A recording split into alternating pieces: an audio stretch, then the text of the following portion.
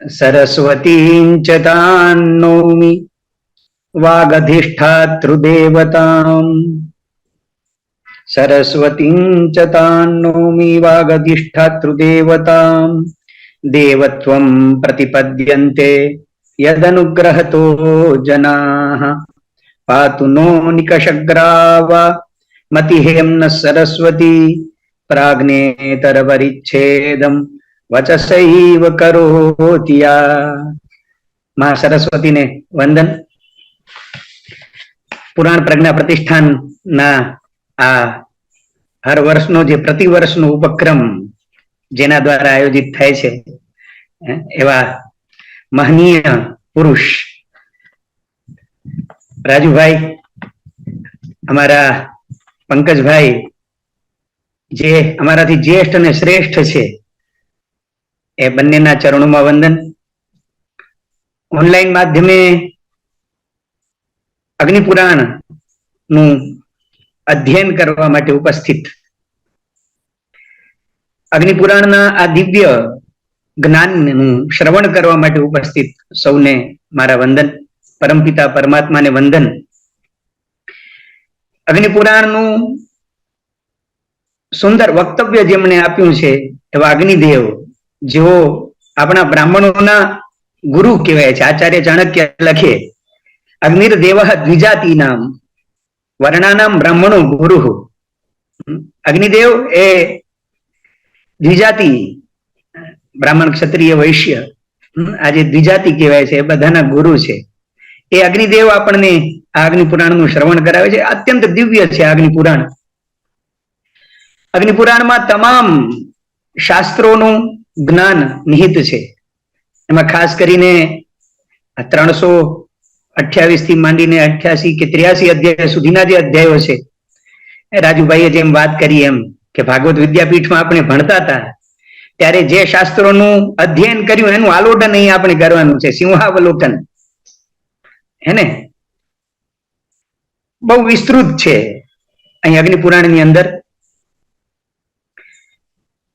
મને જે અધ્યાયો ભાગમાં આવ્યા છે અધ્યયન કરવા માટે, આમ તો મારી એટલી બધી ગતિ નહીં નાટ્યશાસ્ત્રમાં, છતાં પણ મારી મતિ અનુસાર હું અહીં પ્રયત્ન કરીશ। હું મારી જાતને સમજાવવાનો પ્રયત્ન કરીશ। ખાસ તો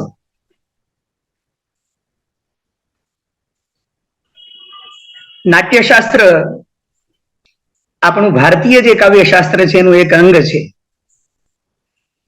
કાવ્યના બે ભેદ છે, મુખ્ય બે ભેદ, એક દૃશ્યમ અને બીજું શ્રાવ્યમ। દૃશ્યના બે ભેદ, એક રૂપકમ અને બીજું ઉપરૂપકમ। રૂપકના 10 ભેદ છે, એમાંનો એક ભેદ છે નાટકમ। પરંતુ આપણે ત્યાં એવી પરંપરા રહી છે કે 18 ઉપરૂપક અને 10 રૂપક આ બધા 28 પ્રકારને નાટક કહેવામાં આવે છે। ભરત મુનિએ સામાન્યતઃ બધાને નાટક કીધું અને આખા શાસ્ત્રનું નામ રાખ્યું ભરતનાટ્ય શાસ્ત્રમ। એટલે રૂપક અને ઉપરૂપક એવું નામ ન રાખતા નાટક એવા શબ્દનો પ્રયોગ આપણે ત્યાં થયો। બધા જે પ્રકારના હોય, વીથી હોય, પ્રહસન હોય, બધાને નાટક તરીકે સ્વીકૃતિ આપવામાં આવેલી છે। એમાંનો એક એને રૂપક, જ્યાં રૂપ ભજવવામાં આવે ને રૂપક કહેવાય। તો એ રૂપકનો પર્યાયવાચી નાટક જે છે એ નાટક માટેના જે અધ્યાયો છે એનું આપણે અહીં અગ્નિપુરાણ અનુસાર અધ્યયન કરીશું। નાટક એટલે નટ્યતે અભિનીયતે इति नाटकम। नाटक कोने कहेवाय तो के जेनो अभिनय थाय एने नाटक कहेवाय। नट जे धातु छे एने घई प्रत्यय करीने नाट शब्द बने અને નાટને કન પ્રત્યય સ્વાર્થે કન પ્રત્યય કરીને નાટક શબ્દની વ્યુત્પત્તિ થાય છે। નાટક એ સામાજિક, આર્થિક, રાજકીય તમામ પ્રકારની જે તે સમયની લોક સંરચનામાં જે સંસ્કારો, જે રોગ રિવાજો, રીતિઓ, આ બધાને સમજાવવા માટેનું શ્રેષ્ઠ સાધન છે। અને અલગ અલગ મસ્તિષ્ક વાળા, અલગ અલગ મતિ વાળા अलग अलग बुद्धि वाला भिन्न भिन्न रुचिओ वाला जे मनुष्य होय ए मनुष्योना मनનું अनुरंजन करनारू कोई एक साधन होय तो ए साधन छे नाटक। એટલે કાલિદાસ માલવિકાગ્નિ મિત્રમમાં લખે નાટ્યમ ભિન્ન રુચેર જનસ્ય બહુધા એકમ સમારાધનમ। નાટક એ ભિન્ન ભિન્ન રુચિઓ વાળા જે મનુષ્ય છે એ બધાનું સમારાધન કરનારું એક તત્વ છે। એટલે આમ તો આ સંસારની અંદર આપણે જેટલા વિવિધ પ્રકારના પાત્રો ભજવીએ છીએ એ પણ નાટકનું જ અભિનય છે આપણું બધાનું। છતાંય એ બસ આપણો જે લૌકિક અભિનય છે એ અભિનયને શ્રેષ્ઠ માર્ગ સુધી પહોંચાડવાનું કોઈ સાધન હોય તો એ નાટક છે। આપણા લોક રિવાજો આપણા વ્યવહારો એ વ્યવહારોને શુદ્ધ બનાવવાના કોઈ સાધનો હોય કોઈ ઉપાય હોય તો એ નાટક છે। નાટકની અંદર બધા જ શાસ્ત્રો નિહિત છે એવું એક આચાર્યએ લખ્યું છે। નત જ્ઞાનમ નત શીલમ નસા વિદ્યા નસા કલા નસ યોગો નત કર્મ નાટ્યેસ્મિન યન્ન દૃશ્યતે। નત જ્ઞાનમ નત શીલમ એવું જ્ઞાન કોઈ આ દુનિયાની અંદર નથી જે નાટકની અંદર ન હોય। એવું કોઈ ચારિત્ર્ય નથી કે જે નાટકની અંદર ન હોય। નસા વિદ્યા નસા કલા એને એવી કોઈ વિદ્યા નથી જે નાટકની અંદર સમાહિત થતી ન હોય। સા કલા એવી કોઈ કલા નથી જે કલા નાટકની અંદર આવી ન જતી હોય। નાટ્યેસ્મિન યન્ન દૃશ્યતે એને એવી કોઈ વિદ્યા એવી કોઈ કલા એવું કોઈ જ્ઞાન એવું કઈ બાકી રહેતું નથી નાટકની અંદર। નાટકમાં બધું જ આવી જાય। એટલા માટે જ આપણે ત્યાં નાટકની પરંપરા શરૂ થઈ। એને જોઈ એનું શ્રવણ કરી અને આપણા જીવનને સુધારવાનો સુંદર મોકો આપણને આ નાટ્ય દ્વારા મળે છે। નાટ્યના મુખ્ય પાત્રોથી શરૂઆત કરીએ, બે નાયક અને નાયિકા।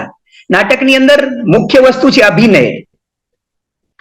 આમ તો સંવાદ અભિનય રસ વગેરે ભરત મુનિ આરંભમાં જ ક્યાંથી શું લેવામાં આવ્યું છે ઋગ્વેદમાંથી જગ્રાહ પાઠ્યમ ઋગ્વેદાત ઋગ્વેદમાંથી પાઠ્ય લીધું, યજુર્વેદમાંથી અભિનય, સામવેદમાંથી ગાન અને અથર્વવેદમાંથી રસ। આ ચાર વસ્તુને ગ્રહણ કરીને નાટકનું નિર્માણ બ્રહ્માજીએ કર્યું અને દેવતાઓને અર્પણ કર્યું ને ભરત મુનિએ એ જે રમકડું આપ્યું ક્રીડનકમ ઈચ્છામહ એ રમકડું જે આપ્યું એ રમકડાનો વિસ્તાર કર્યો ભરત મુનિએ નાટ્યશાસ્ત્રની અંદર। એ નાટ્યશાસ્ત્રમાં મુખ્ય વસ્તુ છે અભિનય અને એમાં નાયક અને નાયિકાનો જે અભિનય છે એ અભિનય મુખ્ય ગણાય છે। એ અભિનયની વાત આરંભથી કરે છે 41ના અધ્યાયમાં। અગ્નિર્વાચ ચેષ્ટા વિશેષમપ્યંગ પ્રત્યંગે કર્મચાનયોઃ શરીરમ શરીરારંભમ ઇચ્છન્તિ પ્રાયઃ પૂર્વો બલાશ્રયઃ। અગ્નિર્વાચ કરે અગ્નિદેવ વશિષ્ઠને સંભળાવે છે આ વાત। સાંભળનારા વશિષ્ઠ છે। અગ્નિ તેજસ્વી છે તો સામે તેજથી ભરપૂર વશિષ્ઠ છે। શ્રોતા અને વક્તા બંને શ્રેષ્ઠ છે। રામના પણ જે ગુરુ છે વશિષ્ઠ, તેજો પુંજ તેજઃ પુંજ વશિષ્ઠ જે છે એ વશિષ્ઠને સંભળાવી રહ્યા છે। અગ્નિદેવ હે વશિષ્ઠ સાંભળો, નાયક અને નાયિકાની જે ચેષ્ટાઓ છે અને એમના અંગ પ્રત્યંગ જે છે એને આંગિક અભિનય કહેવામાં આવે છે। आंगिक अभिनय कहा जाता है। हिंदी में हूँ थोड़ो गुजराती में बात करूं छू है ने, प्रायः परंपरा रही है हिंदी में बात करवानी, तो अब हिंदी में बात करते हैं।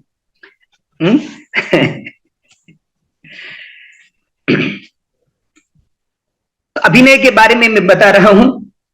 नायक और नायिका के जो अभिनय हैं वो दो प्रकार के हैं, एक चेष्टा और अंग प्रत्यंग के कर्म। इसमें जो पूर्व का है चेष्टा वो प्रायः स्त्रियों में देखी जाती है। चेष्टा, ये चेष्टा जो है स्त्रियों में अच्छी तरह से देखी जाती है ना। आ चेष्टा जेवी एक एवी वस्तु है जेने कारणे पुरुष पोते प्रकृतिनी पासेथी कार्यो लेतो होय छे। प्रकृतिनी जे चेष्टाओ छे है ने ए चेष्टाओनी साथे रहीने ज पुरुष आखी सृष्टिनुं सर्जन करे छे।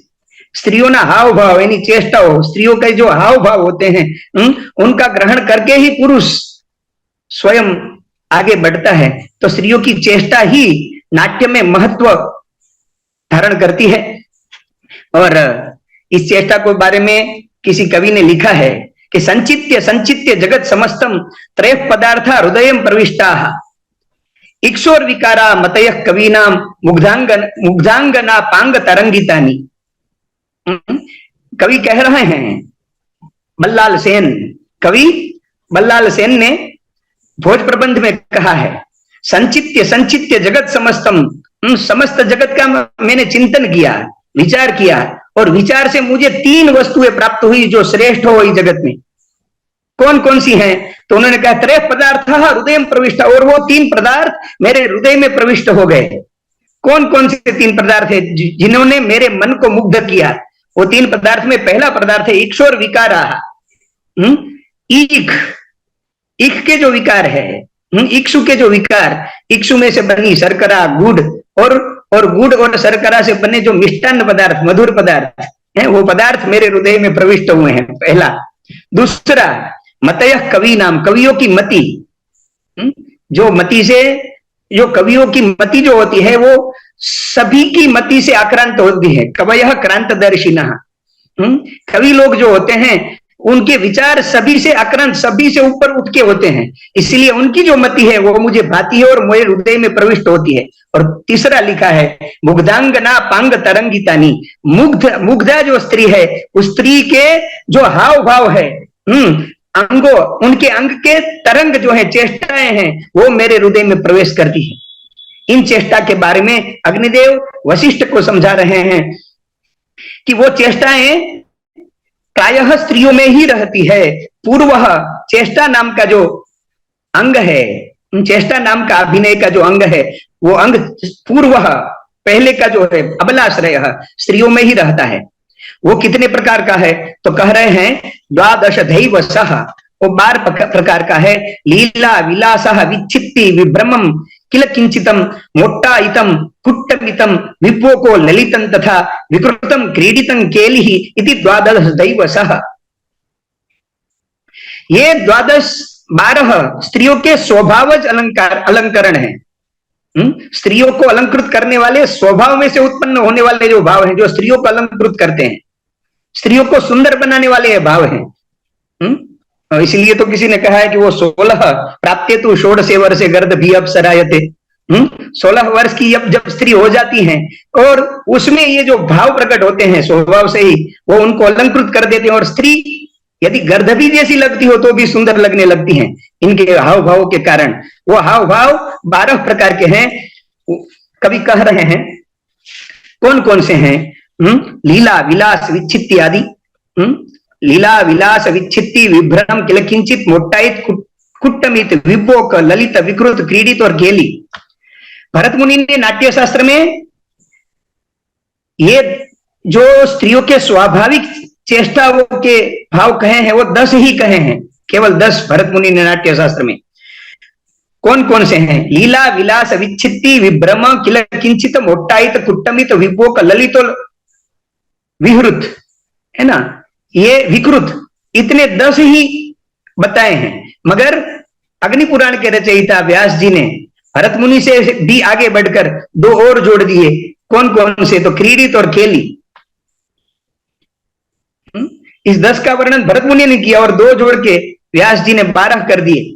और उनमें से थोड़े थोड़े जो चेष्टाओं के अलंकरणों के, स्त्रियों के जो चेष्टा रूपी अलंकार है, वो अलंकारों का वर्णन अब व्यास जी कर रहे हैं। लीलेष्ट जन चेष्टानुकरणम समृत क्षये विशेषान दर्शयन किंचित विलासः सद्भिरिष्यते। लीला किसको कहा जाता है? बहुत अच्छी बात कर रहे हैं। ये नायिकाओं के यौवन काल में सहज भाव से प्रकट होने वाले 12 अलंकार हैं। यौवन काल में उत्पन्न होने वाले हैं ये बालाओं में। इसलिए वो मैंने बात कही, प्राप्ते तो षोडशे वर्षे, है ना, गर्द भी अप्सरायते वाली। तो लीला किसको कहा जाता है? आवरण से आवृत स्थान में, किसी गुप्त स्थान में जहां आवरण रखा गया हो, पर्दा रखा गया हो, ऐसे स्थान में प्रियजनों की चेष्टा के अनुकरण को लीला कहा जाता है। प्रियजन की जो चेष्टाएं हों उनका अनुकरण करना, उसको लीला नाम की चेष्टा कहा जाता है। लीला नाम का अलंकरण स्त्रियों का कहा जाता है। दूसरा,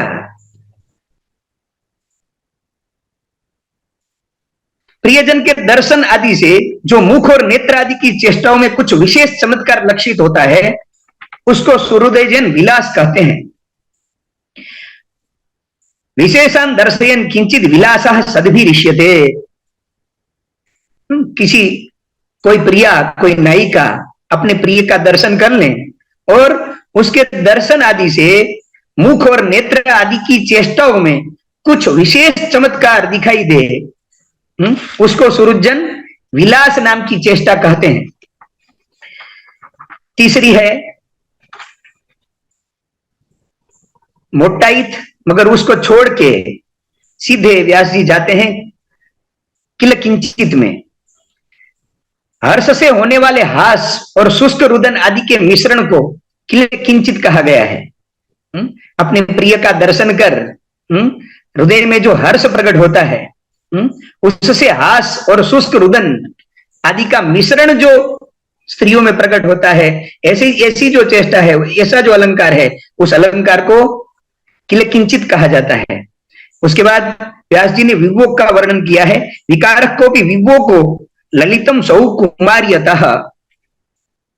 विभोग किसको कहा जाता है? चित्त के किसी गर्वयुक्त विकार को।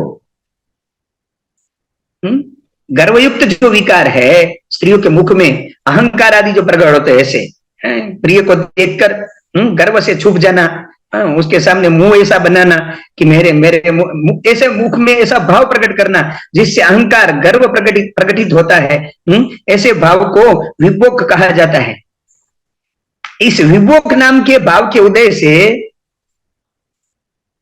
अभिष्ट वस्तुओं में भी अनादर प्रकट किया जाता है। इस भाव से, विभोग नाम के भाव से स्त्रियां अपने प्रिय की ओर, प्रिय अत्यंत प्रिय होने पर भी उसके प्रति अनादर प्रकट करती हैं। अबे जा, मुझे कोई जरूरत नहीं, इस तरह से अपना भाव प्रकट करती है। सौकुमार्य जनित चेष्टा विशेष को ललित कहा जाता है।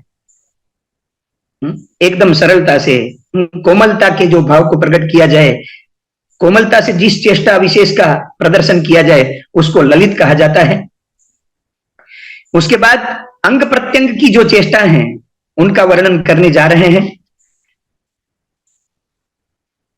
अंग किसको कहा जाता है? व्यास जी कहते हैं, शिरः पाणी रुरुः पार्श्वम कटिरंघ्रि ऋतिक्रमात् अंगानी भ्रूलतादीनी प्रत्यंगान्यभिजायते।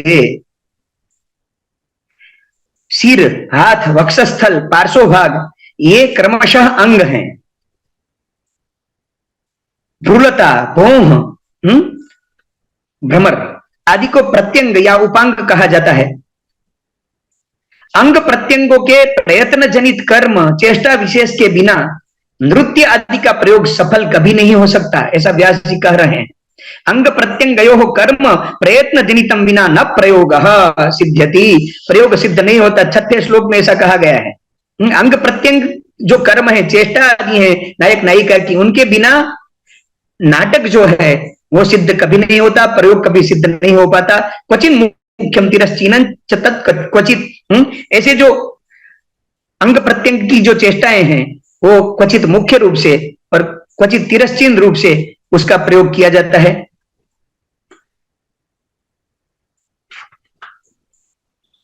शीरः कर्म की बात कर रहे हैं अभी। अंग में सर्वप्रथम मुख्य प्रधान अंग जो है वो सिर है। तो नाटक में सिर का प्रयोग, मस्तक का प्रयोग किस किस तरह से किया जाए, उसका वर्णन व्यास जी कर रहे हैं। वो शीरः कर्म जो है आकंपित, कंपित, धूत, विधूत, परिवाहित, आधूत, अवधूत, अंचित, निहंचित, परावृत, उत्क्षिप्त, अधोगत एवं लोलित, ये 13 प्रकार के शीरः कर्म जानने चाहिए। आकंपितम, कंपितंच, धुतम, विधुतमेव च, परिवाहितम, आधूतम, अवधूतम, अधाचितम, विकुंचितम, परावृत्तम, उत्क्षिप्तम, चब्दोगतम, ललितं चेति विघ्नयम, 13 विधम शिरः। 13 प्रकार है मस्तक के। मस्तक के चालन की जो क्रिया होती है, मस्तक के द्वारा जो अभिनय किया जाता है, वो अभिनय 13 प्रकार का इसमें गिनाया गया है।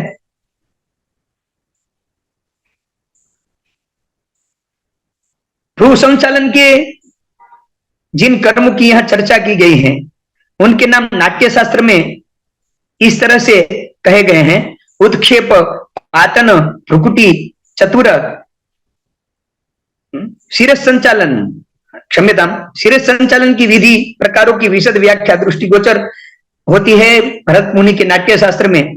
वो प्रायः 8वें अध्याय में श्लोक 17 से 40 तक शिरहच संचालन की विधियां, मस्तक के द्वारा अभिनय किस तरह से किया जाए उसका वर्णन 8वें अध्याय के भरत मुनि के नाट्य शास्त्र में 8वें अध्याय के 17 से 40 तक शिरस संचालन की विधि बताई गई है। मगर वो जो वर्णन किया है उनका नाम मात्र से उद्देश्य का परिकीर्तन नहीं किया, वहां सभी लक्षणों का वर्णन भी भरत मुनि ने नाट्य शास्त्र में दिया है। यहाँ अग्नि पुराण में केवल नाम मात्र से उद्देश्य का परिकीर्तन किया गया है, नाम मात्र से उच्चारण किया गया है कि शिरह के 13 प्रकार होते हैं शिरह संचालन के। उसके बाद क्रम से भ्रू कर्म बताए गए हैं 7 प्रकार के। भोह किस किस तरह से चलाया जाए, है ना, स्त्रियां जो और स्त्री पुरुष अपने भोह के द्वारा, भ्रमर के द्वारा जो भाव प्रकट करते हैं उसको भ्रू संचालन कर्म कहते हैं, भ्रू कर्म कहते हैं। उसके भी 7 प्रकार दिखाए गए हैं और वो 7 प्रकार भरत मुनि के नाट्य शास्त्र में से लिए गए हैं अग्नि पुराण में। भ्रू संचालन के जिन 7 कर्मों की यहां चर्चा की गई अग्नि पुराण में, उनके नाम नाट्य शास्त्र में कुछ अलग प्रकार से दिए गए हैं। उसके नाम है उद्क्षेप, पातन, भ्रुकुटी, चतुर, कुंचित, रेशित तथा सहज। यहां इस तरह से भ्रुकर्म सप्तधा ज्ञेयम पातनम भ्रुकुटी मुखम ललितन, इस तरह से 7 प्रकार के भ्रुकुटीपात का वर्णन किया गया है। फिर दृष्टि कर्म का वर्णन कर रहे हैं। दृष्टि से अभिनय किस तरह से किया जाए। भावः नेत्रेण गम्यते, ऐसा चाणक्य ने लिखा है शास्त्र में। भाव का प्रदर्शन नेत्रों से जिस तरह से हो सकता है, ऐसा प्रायः बोलने से भी कभी न हो पाए। आंखों से जो भाव प्रकट होते हैं वो भाव अन्य अंगों से नहीं हो सकते प्रायः। तो दृष्टि कर्म का वर्णन, दृष्टि द्वारा जो अभिनय किया जाता है उसका वर्णन यहाँ कर रहे हैं। दृष्टि का अभिनय 3 प्रकार का है। रस के द्वारा अभिनय, स्थायी भाव के द्वारा और संचारी भाव के संबंध से 3 प्रकार का दृष्टि कर्म कहा गया है, दृष्टि अभिनय कहा गया है। रस स्थायी संचारी भेद से वही जो दृष्टि कर्म है, दृष्टि का अभिनय है, वो 36 प्रकार का होता है। 12 करके रस संबंधी दृष्टि, स्थायी भाव संबंधी दृष्टि अभिनय और संचारी भाव दृष्टि का जो अभिनय है वो 12 करके कुल 36 प्रकार के होते हैं।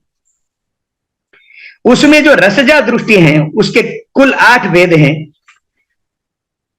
तारिका का कार्य 9 प्रकार का कहा गया है। नवधा तारका कर्म भ्रमणम चालनादिकम सोढ़ा च नासिका ज्ञेया निश्वासो नवधा।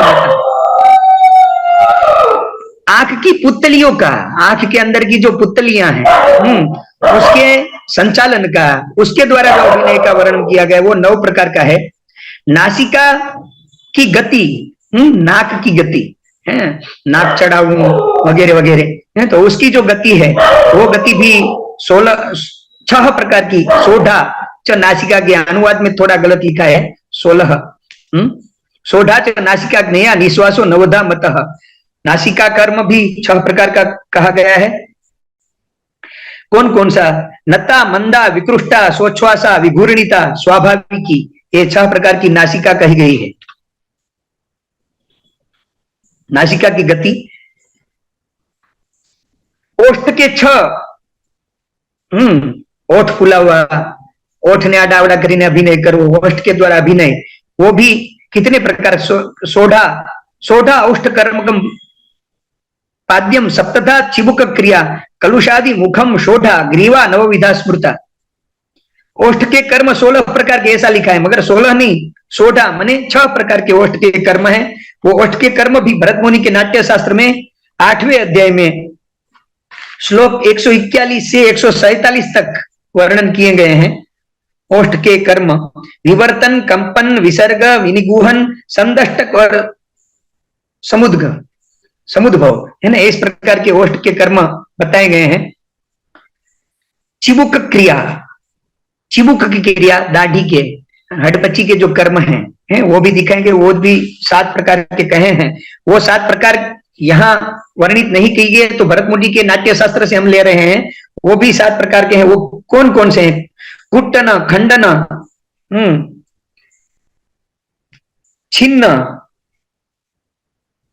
गुंजित, लेहन, सम, दंत क्रिया दष्ट, दंत की क्रिया से दष्ट, इस प्रकार के चिबुक की क्रिया भरत मुनि के नाट्य शास्त्र में वर्णित की गई है।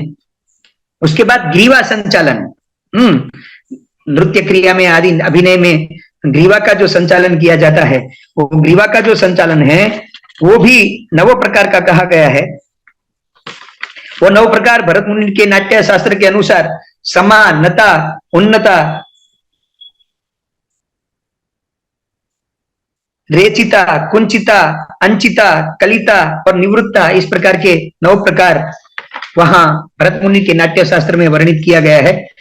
अब हाथ के द्वारा जो अभिनय किया जाता है, वो अभिनय 2 प्रकार का है, ऐसा अग्निदेव वशिष्ठ जी को सुना रहे हैं। असंयुक्त और संयुक्त 2 प्रकार का हस्तकर्म कहा गया है। असंयुक्त संयुक्त धूम्ना हस्त प्रयुज्यते पताकस्त्रिपताकश्च तथावि कर्तुरी मुख अर्धचंद्रोत्करालश्च सुखतुंडस्तथैव च मुष्टिश्च शिखरश्चैव कपित्थः कटका मुख। 2 प्रकार के संयुक्त, असंयुक्त और संयुक्त 2 प्रकार के हस्तकर्म होते हैं। उसके भी प्रकार गिनाए जाते हैं। पताक, त्रिपताक, कर्तरी मुख, अर्धचंद्र, उत्कराल, सुखतुंड, मुष्टि, शिखर, कपित्थ, कटका मुख, सुच्यास्य, पद्मकोश, अतिशिरा, मृगशीर्षक, कामूल, कालपद्म, चतुर, भ्रमर, हंसास्य, हंसपक्ष, संदंश, मुकुल, पूर्णनाभ और ताम्रचूड, इस प्रकार की विभिन्न विभिन्न मुद्राओं के द्वारा, हाथ के द्वारा जो अभिनय किए जाते हैं उसको असंयुक्त हस्त अभिनय कहा जाता है, जिसके 24 भेद अग्नि पुराण में प्रदर्शित किए गए हैं। वो 24 भेद हमें नाट्य शास्त्र में भी मिलते हैं। अब होता है संयुक्त हस्त का अभिनय। संयुक्त हस्त के 13 भेद माने जाते हैं।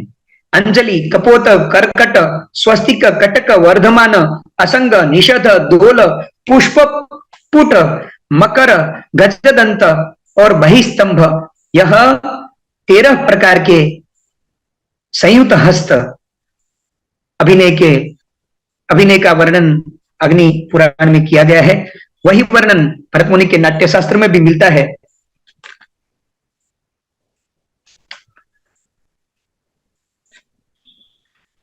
वक्षस्थल का अभिनय, वक्षस्थल का अभिनय भी नाट्य शास्त्र में नर्तन के द्वारा प्रस्तुत किया जाता है। उसमें उसके 5 भेद गिने गए हैं।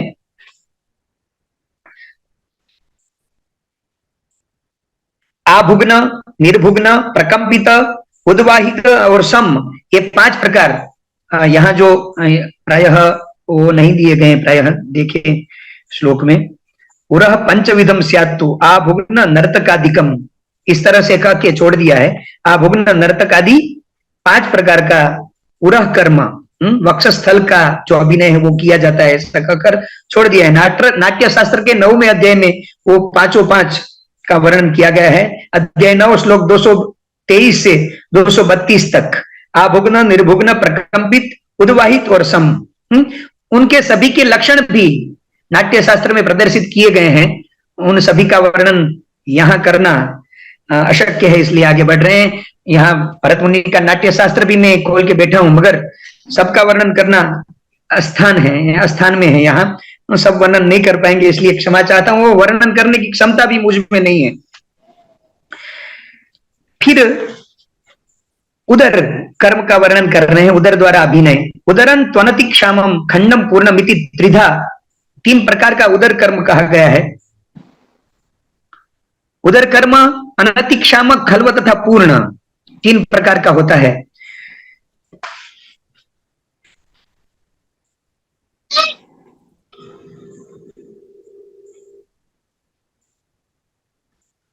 कितने लोग उधर के 4 अभिनय मानते हैं, जैसे क्षाम, खल्व, सम और पूर्ण उधर के अभिनय हैं, उधर के द्वारा जो अभिनय किए जाए। अपना बाबा रामदेव उधर द्वारा जो अभिनय करता है, पेट हिलाने का कार्य है ना, योग में भी उसका वर्णन है और नाट्य शास्त्र में भी प्रायः। पार्श्व भाग, पार्श्वयो पंचकर्माणि जंघा कर्मच पंचधा। पार्श्व भाग का हलन चलन करवाना, उसके द्वारा अभिनय करना, वो भी पंचधा 5 प्रकार का कहा गया है। नत, समुन्नत, प्रसारित, कीर्तित और अपश्रुत, ये पार्श्व भाग के 5 कर्म हैं जो नाट्य शास्त्र के 9वें अध्याय में 233 से 240 श्लोक में वर्णित किया गया है। नाट्य शास्त्र में उरु कर्म और जंघा कर्म दोनों ही 5-5 बताए हैं। उरु कर्म और जंघा कर्म, जंघा के द्वारा, जांघ के द्वारा जो अभिनय किया जाए, कंपन, वलन, स्तंभन, उद्वर्तन और विवर्तन, ये 5 उरु कर्म हैं। और आवर्तित, नदक्षित, क्षिप्त, उद्वाहित और परिवृत्त, ये 5 जंघा के कर्म हैं। श्लोक 250 से 265 कुल 15 श्लोक में जंघा कर्म और उरु कर्म को बताया गया है। अनेकधा पाद कर्म नृत्यादो नाटके स्मृतम, अंतिम श्लोक में लिखते हैं, नाटक में, नृत्यादि में पाद कर्म भी अनेक प्रकार का कहा गया है। पाद के द्वारा अभिनय, वो भी अनेक प्रकार के कहे गए हैं। अब 42वें अध्याय में अभिनय और अलंकारों का निरूपण करने जा रहे हैं अग्निदेव। अग्निदेव वशिष्ठ को कहते हैं,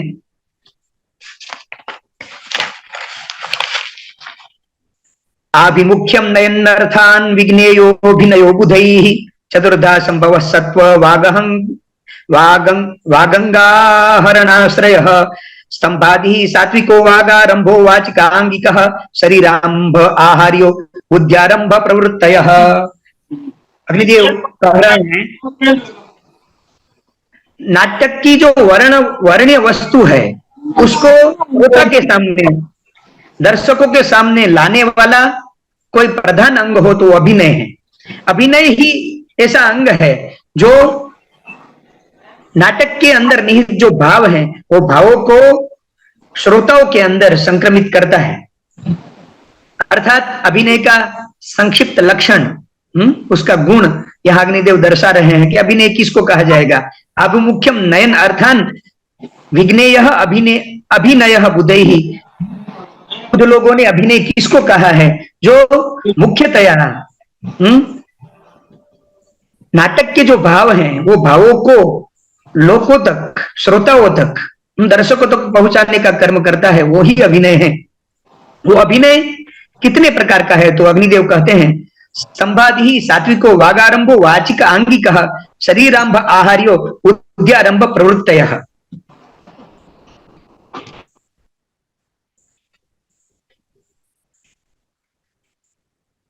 अभिनय 4 प्रकार का है। उन चारों अभिनयों के नाम सात्विक, वाचिक, आंगिक और आहार्य है।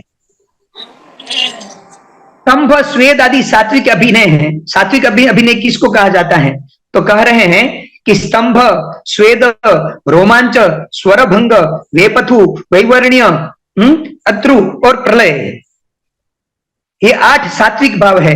सात्विक भाव के द्वारा जो अभिनय किया जाए उसको सात्विक अभिनय कहा जाता है। सात्विक अभिनय जब करते हैं अभिनेता, तब उसके शरीर में कुछ परिवर्तन आते हैं, जैसे स्तंभित हो जाना, स्वेद, प्रस्वेद प्रकट हो जाना, है ना, रोमांच,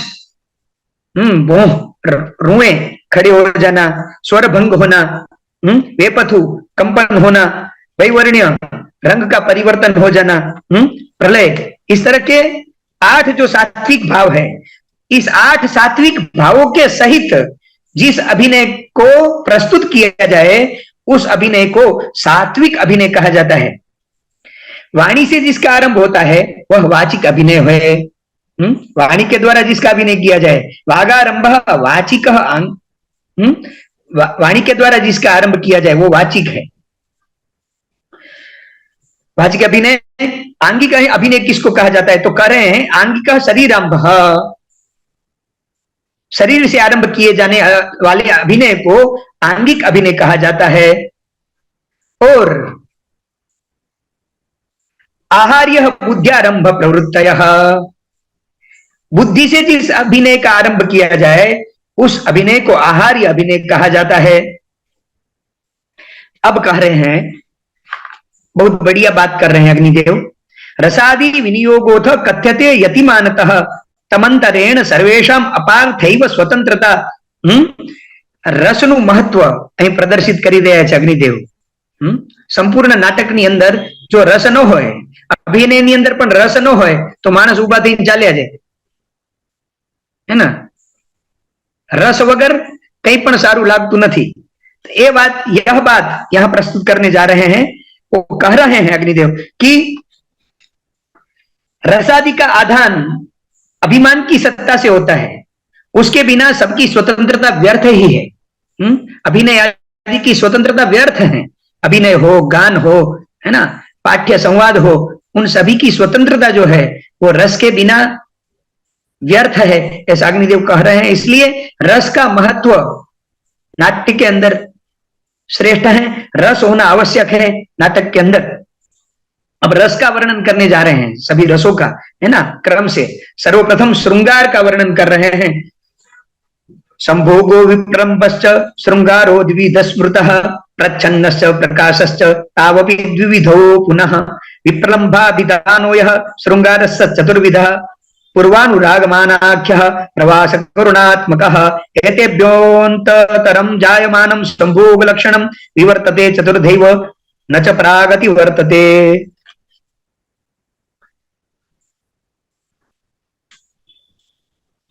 नायक और नायिका का जो पूर्व अनुराग होता है, उस अनुराग से संभोग श्रृंगार की उत्पत्ति होती है।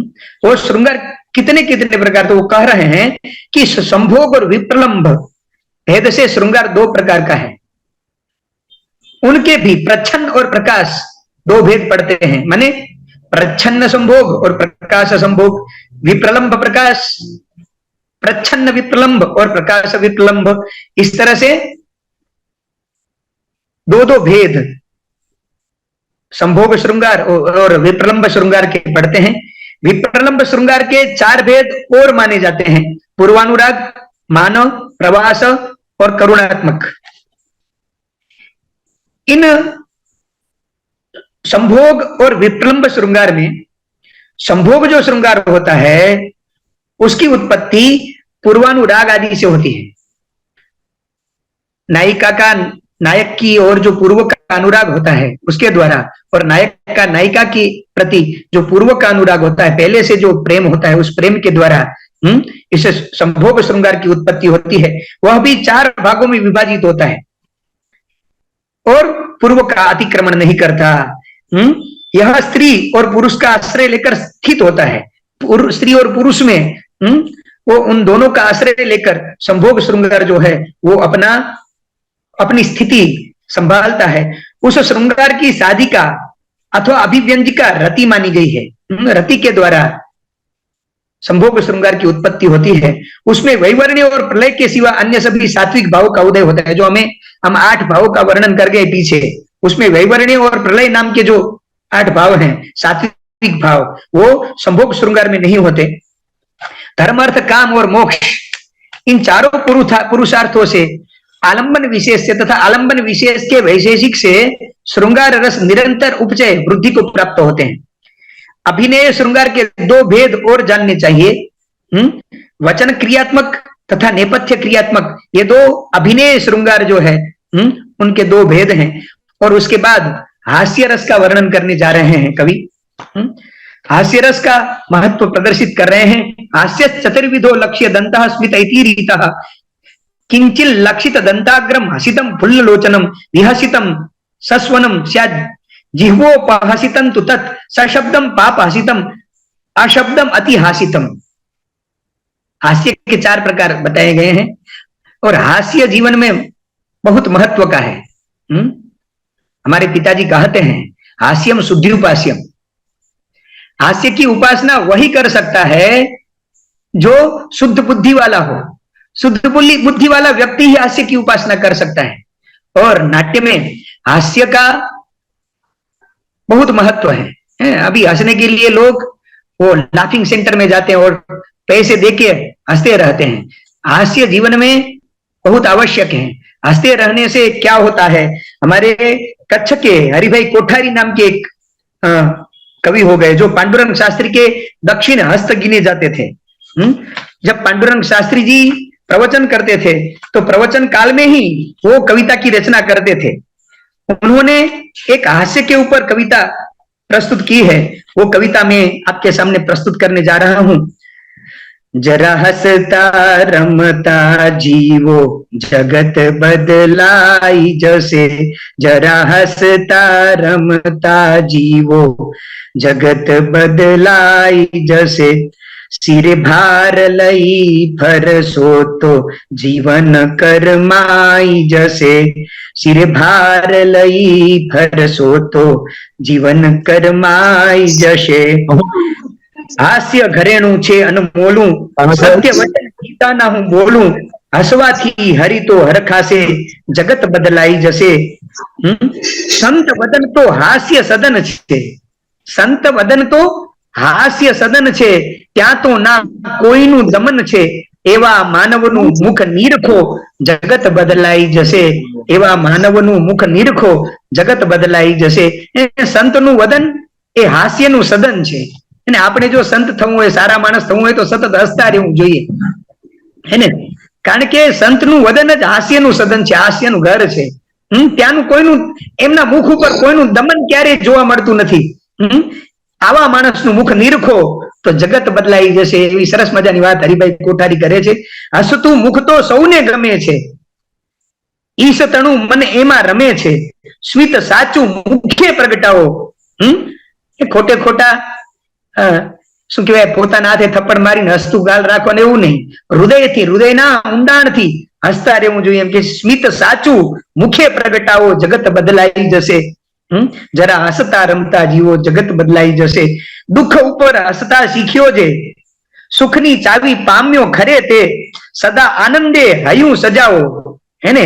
આનંદ પૂર્વક પોતાના હૃદયને સજાવવું જોઈએ, હસતા હસતા પોતાના હૃદયને સજાવવું જોઈએ, અલંકૃત કરવું જોઈએ। હાસ્ય એ હૃદયનું મોટામાં મોટું આભૂષણ છે, અણમોલું ઘરેણું છે। એટલે જરા હસતા રમતા જીવો જગત બદલાઈ જશે, સિરે ભાર લઈ ફરશો તો જીવન કરમાઈ જશે। સદા આનંદે હૈયું સજાવો જગત બદલાઈ જશે। હસવાથી હળવાશ રહે છે। બહુ સરસ વાત કરે છે છેલ્લે હરિભાઈ કોઠારી। હસવાથી હળવાશ રહે છે, રડવાથી ગમગીની વધે છે, ખુદ હસો ને સકલ ને હસાવો જગત બદલાઈ જશે। જરા હસતા રમતા જીવો જગત બદલાઈ જશે। આ હાસ્યરસ નાટ્યમાં ખાસ આવશ્યક છે। એટલે વ્યાસજી અગ્નિદેવના માધ્યમે વશિષ્ઠને સંભળાવે કે હાસ્ય ચતુર્વિધ, એને હાસ્ય રસ છે 4 પ્રકારનો છે। અલક્ષ્ય દંત અર્થાત અલક્ષ્ય દંત સ્મિત ઇતિ રીતઃ, સ્મિત હાસ્ય એક પ્રકાર છે હાસ્યનો। પહેલો પ્રકાર છે સ્મિત હાસ્ય, હે ને? જેમાં અલક્ષ્ય દંત, દાંત ન દેખાય અને માત્ર હોઠ હસતા રહે, जिसमें दांत न दिखे और ओष्ठ ओष्ठ के माध्यम से हंसी प्रकट की जाए, उसको स्मित हास्य कहा जाता है। और ये जो हास्य है वो प्रायः सामान्य लोगों के मुख में देखा जाता है। जो दुखी न हो, पीड़ित न हो, उसके हृदय से भाव प्रकट और मुख पे आता है। ऐसे व्यक्ति के मुख में जो स्मित हास्य रहा करता है। आगे कह रहे हैं किंचित लक्षित दंताग्रम हसितम फुल्ल लोचनम। जिस हास्य में दांतों का अग्रभाग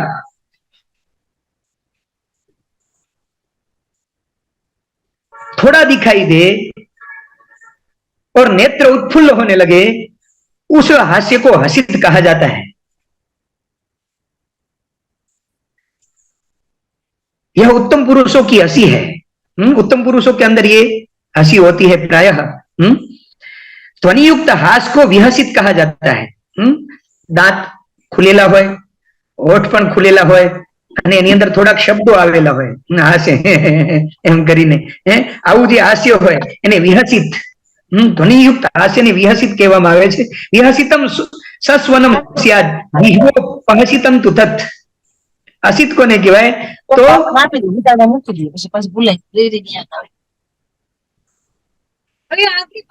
इस हास्य में मधुर मधुर शब्द हो और उसको विहसित कहा जाता है. मुख भी खुल जाए, शब्द भी हो, उसको अपहसित कहा जाता है. माने ध्वनियुक्त हास को विहसित तथा कुटिलतापूर्ण दृष्टि से देखकर किए गए अट्टहास को उपहसित कहा जाता है ना. सशब्दम पाप हसितम, अशब्दम अतिहासितम. अत्यंत हंसा जाए, अट्टहास किया जाए और कटाक्ष के द्वारा पाप युक्त हृदय के भावों को मुख से प्रकट किया जाए, हास्य के द्वारा प्रकट किया जाए, उस भाव को अपहसित कहा जाता है. ये 4 हास्य बतलाए गए हैं. ये जो हंसी है अपहसित जिसको कहते वो मध्यम पुरुषों की हंसी है. कोई कारण वगैरह बेमुखों पे जोर जोर से हंसना और नेत्रों से आंसू तक निकल जाना, यह अपहसित है. और बड़े जोर से ठहाका मारकर हंसना अति हसित कहा जाता है. यह अधम जनों की हंसी है. इस प्रकार हास्य का वर्णन किया गया है. उसके बाद करुण रस का वर्णन करने जा रहे हैं. यश्चासौ करुणो नाम सरस त्रिविधो भवेत्. करुण रस 3 प्रकारનો છે. धर्मोपघात जनित धर्मोपघात जश्चित्त विलास जनित तथा शोक शोकोद्भव भवेत् स्थायी सक स्थायी पूर्वजो मतः. स्थायी कह स्थायी पूर्वजो मतः. करुण रस का 3 प्रकार का बताया गया है. वो करुण रस कौन कौन सा 3 प्रकार तो कह रहे हैं. धर्मोपघात जनित, चित्त विलास जनित और शोकदायक घटना जनित.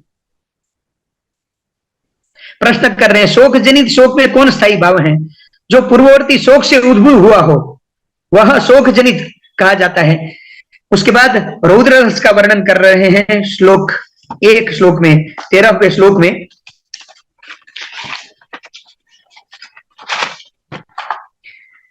अंग नेपथ्य वाक्यश्च रौद्रोपि त्रिविधो रसः तस्य निर्वर्तकः क्रोधः स्वेदो रोमांच वेपथुः.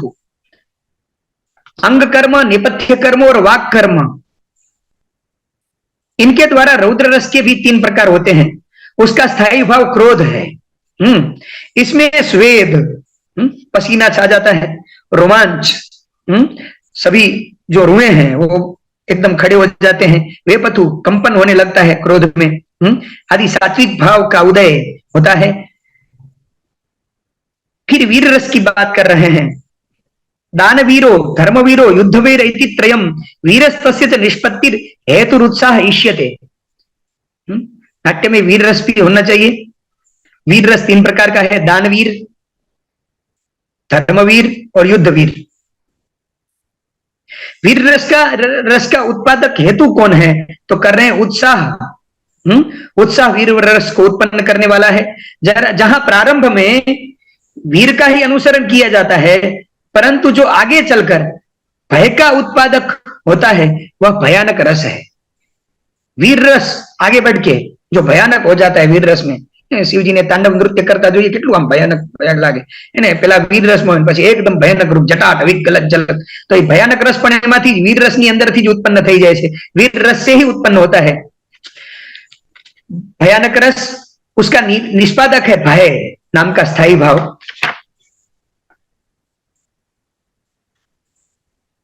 भयानक रस नु विशद वर्णन, भयानक रस जो है उसका विस्तृत वर्णन नाट्य शास्त्र में किया गया है. विकृत रस सत्व दर्शन संग्रामारण्य शून्य गृह गमनात् गुरु नृपयो रपराधात् कृतकश्च भयानको ज्ञेयः.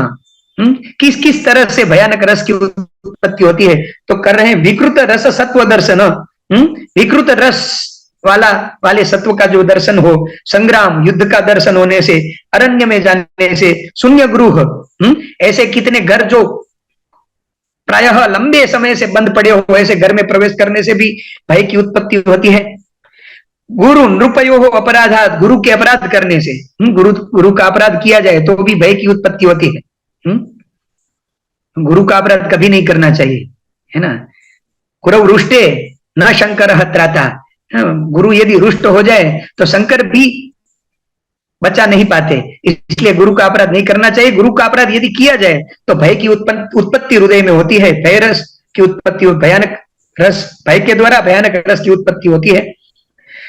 और बहुत सारे वर्णन भरत मुनि के नाट्य शास्त्र में किए गए हैं, किस किस से, किस किस साधन के द्वारा भयानक रस की उत्पत्ति होती है, इसका वर्णन, सभी रसों का वर्णन बहुत विस्तार से भरत मुनि ने किया है नाट्य शास्त्र के 6ठे अध्याय में। उसके बाद बीभत्स रस का वर्णन करने जा रहे हैं। उद्वेजन क्षोभणश्च बीभत्सो द्विविध स्मृत। बीभत्स रस दो प्रकार का है, उद्वेजन और क्षोभन।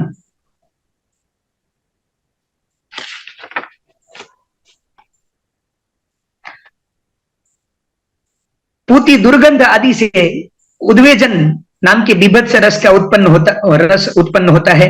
एकदम दुर्गंध वाले स्थान में जाएं, जहां बदबू आ रही हो, ऐसे स्थान में प्रवेश करें और जो रस की उत्पत्ति हो उसको बीभत्स रस कहा जाता है। रुधिर क्षरण आदि से क्षोभण होता है, क्षोभण नाम के बीभत्स रस का उद्भव होता है। रुधिर क्षरण आदि से किसी को काट दिया जाए, इस रस का कई जातियों में प्राधान्य मिलता है, हम उसका वर्णन अभी नहीं कर रहे हैं। जुगुप्सा इसका स्थायी भाव है और सात्विक भाव का इसमें अभाव होता है बीभत्स में। अब अलंकार का वर्णन करने जा रहे हैं।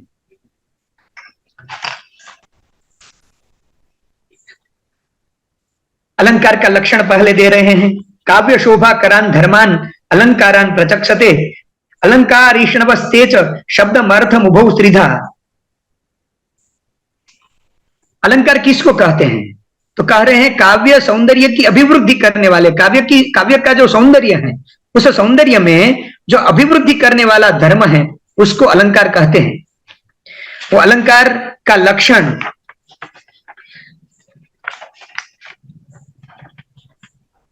अलंकार किसे कहते हैं?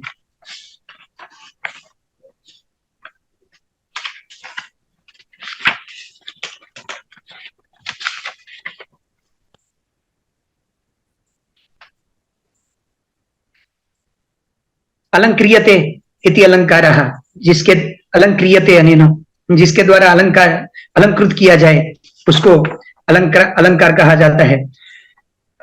3 लक्षण यहाँ प्रस्तुत किए गए हैं उसके नाट्य शास्त्र के द्वारा। गीता प्रेस का एक संक्षिप्त जो है अग्निपुराण, उसमें 3 लक्षण अलंकार के दिए गए हैं।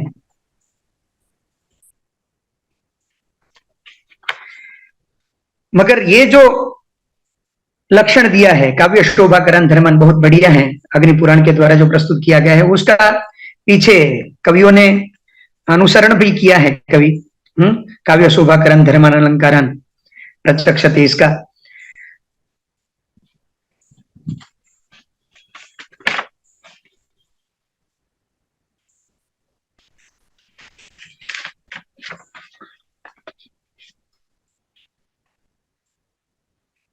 उनके 3 प्रकार गिने गए हैं, शब्द अलंकार, अर्थ अलंकार और शब्दार्थ उभव। शब्दम अर्थम उभव द्विधा, शब्दालंकार, अर्थालंकार और शब्दार्थ अलंकार, 3 प्रकार से अलंकार की गिनती होती है। 3 प्रकार के हैं अलंकार।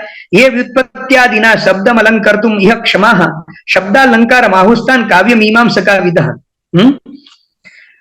काव्य मीमांसा के जानने वाले जैसे हमारे यहाँ उपस्थित हैं अमृतलाल गुरुजी, अलंकार के विद्वान हैं, काव्य के मीमांसक भी हैं, उनको मैं प्रणाम करता हूं।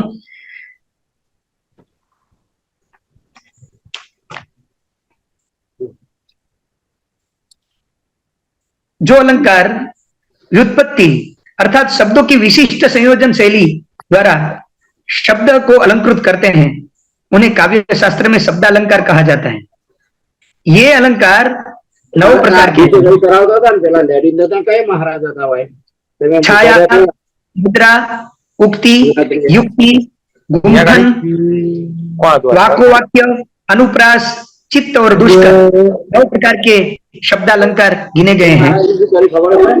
બધે ચડાઈને ભગવાન તૈયાર કર્યા પછી એક કોથળી જૂથ પેલો રવા દઈને ચડાવી દીધી એટલે શણગાર કર્યા પછી કેમ હું રહી વકીલ હશે, વકીલ હતો, હું રહી ગયો વકીલ અને પેલું બીજું પેલો આપણા 4 છોકરા ઉભો રાખે જાણ કરું છું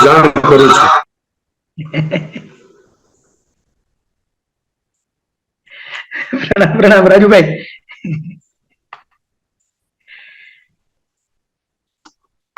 શબ્દાલંકાર 9 પ્રકારના છે। છાયા, મુદ્રા, ઉક્તિ, युक्ति, गुंफना, वाको वाक्य, अनुप्रास, चित्तर और दुष्कर। यह शंकर को छोड़कर शब्दालंकार 9 भेद के कहे गए हैं। दूसरों की उक्ति के अनुकरण को छाया कहते हैं। दूसरे की उक्ति को छोड़कर उनका अनुकरण किया जाए उसको छाया अलंकार कहा जाता है, छाया शब्द अलंकार। इस छाया के भी 4 भेद माने जाते हैं, लोकोक्ति, छेकोक्ति, अर्भोकोक्ति और मत्तोक्ति। दूसरों का अनुकरण जो किया जाए वो अनुकरण 4 प्रकार का है, लोकोक्ति, छेकोक्ति, अर्भोकोक्ति, मत्तोक्ति। उनके अब लक्षण दे रहे हैं चारों के।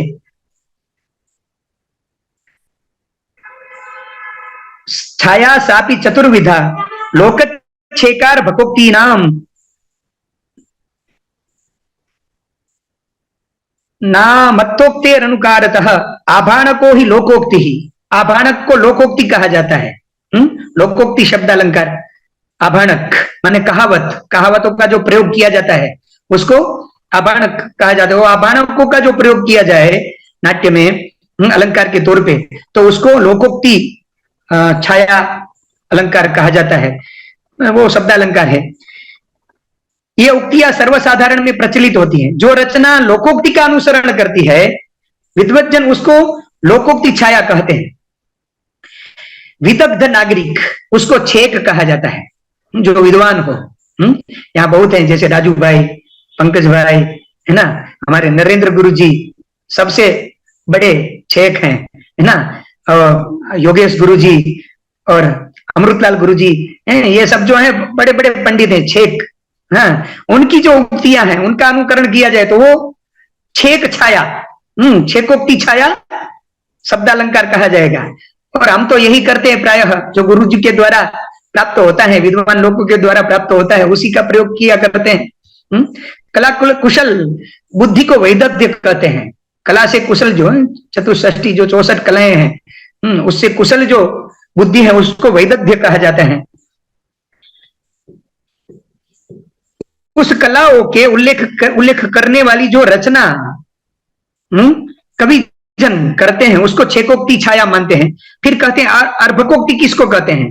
सब विद्वानों की दृष्टि से अव्युत्पन्न मूढ़ पुरुषों की उक्ति, मूर्ख पुरुषों की जो उक्ति होती है उसको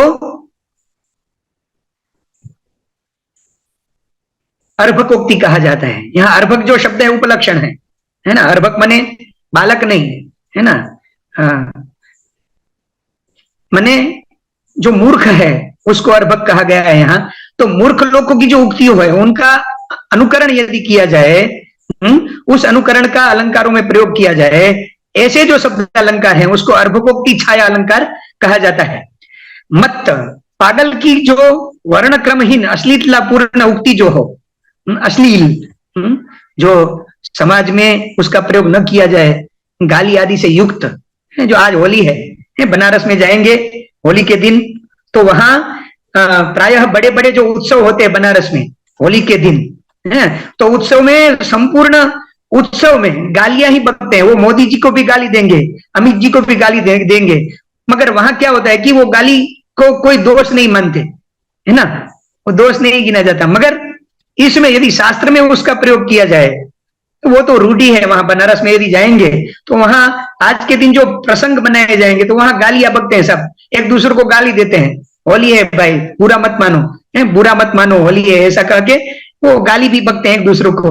तो वहां दोष नहीं है, मगर शास्त्र में ये जो छाया नाम का अनुकरण है उसमें मत अनुकरण जो है, मत्तोक्ति जो है, वो मत्तोक्ति पागल लोग जो जैसे वैसे अक्रमबद्ध जो भाषा बोलते हैं, गालियां बकते हैं, एक एक वाक्य में चार चार गालियां आती हैं। कितने प्रदेश गुजरात में भी ऐसे हैं, हाँ, जहां जाए तो वो लोग एक वाक्य में तीन चार गालियां बकते हैं। हमारे मित्र भी ऐसे कहीं होंगे, आपने सुना होगा एक एक वाक्य में, ऐसे जैसे दक्षिण गुजरात में आगे जाए उत्तर, हाँ, तो वहां गालियां बहुत बकते हैं लोग, है ना।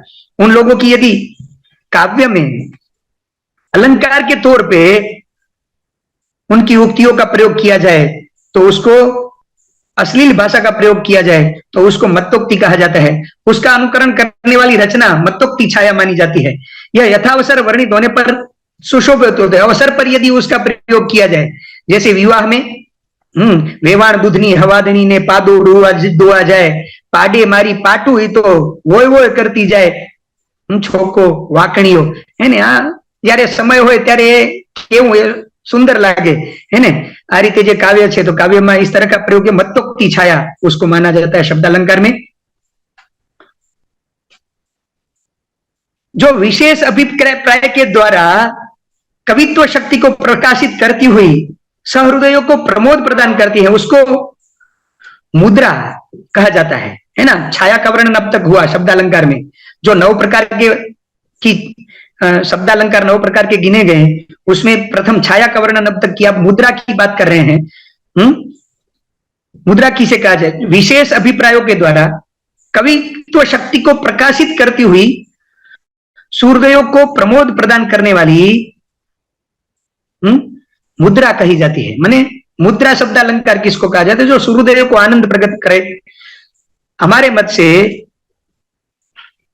अग्निदेव कहते हैं, हमारे मत से वही सैया भी कही जाती है जिसमें युक्ति युक्त अर्थ विशेष का कथन हो तथा जो लोक प्रचलन के प्रयोजन की विधि से सामाजिक के हृदय को संतर्पित करें, उसको उक्ति कहा जाता है। तीसरे प्रकार का शब्दालंकार लोक प्रचलन के प्रयोजन की विधि से सामाजिक लोगों के हृदय को जो तृप्त करें, है ना। व्यवहारिक वर्णनों के द्वारा सामाजिक लोगों के हृदय को आनंदित करने वाली जो अलंकृति है उसको उक्ति कहा जाता है। उक्ति के अवान्तर भेदों में विधि निषेध, नियम अनियम तथा विकल्प परिसंख्या से संबंध से 6 प्रकार की उक्तियां होती हैं। परस्पर पृथक भूत के समान स्थित वाच्य और वाचक दोनों की योजना के लिए जो समर्थ हो, मनीषी जन उसे उक्ति कहते हैं। युक्ति के विषय 6 है। युक्ति किसको कहा जाता है ना। चौथा शब्दालंकार युक्ति है।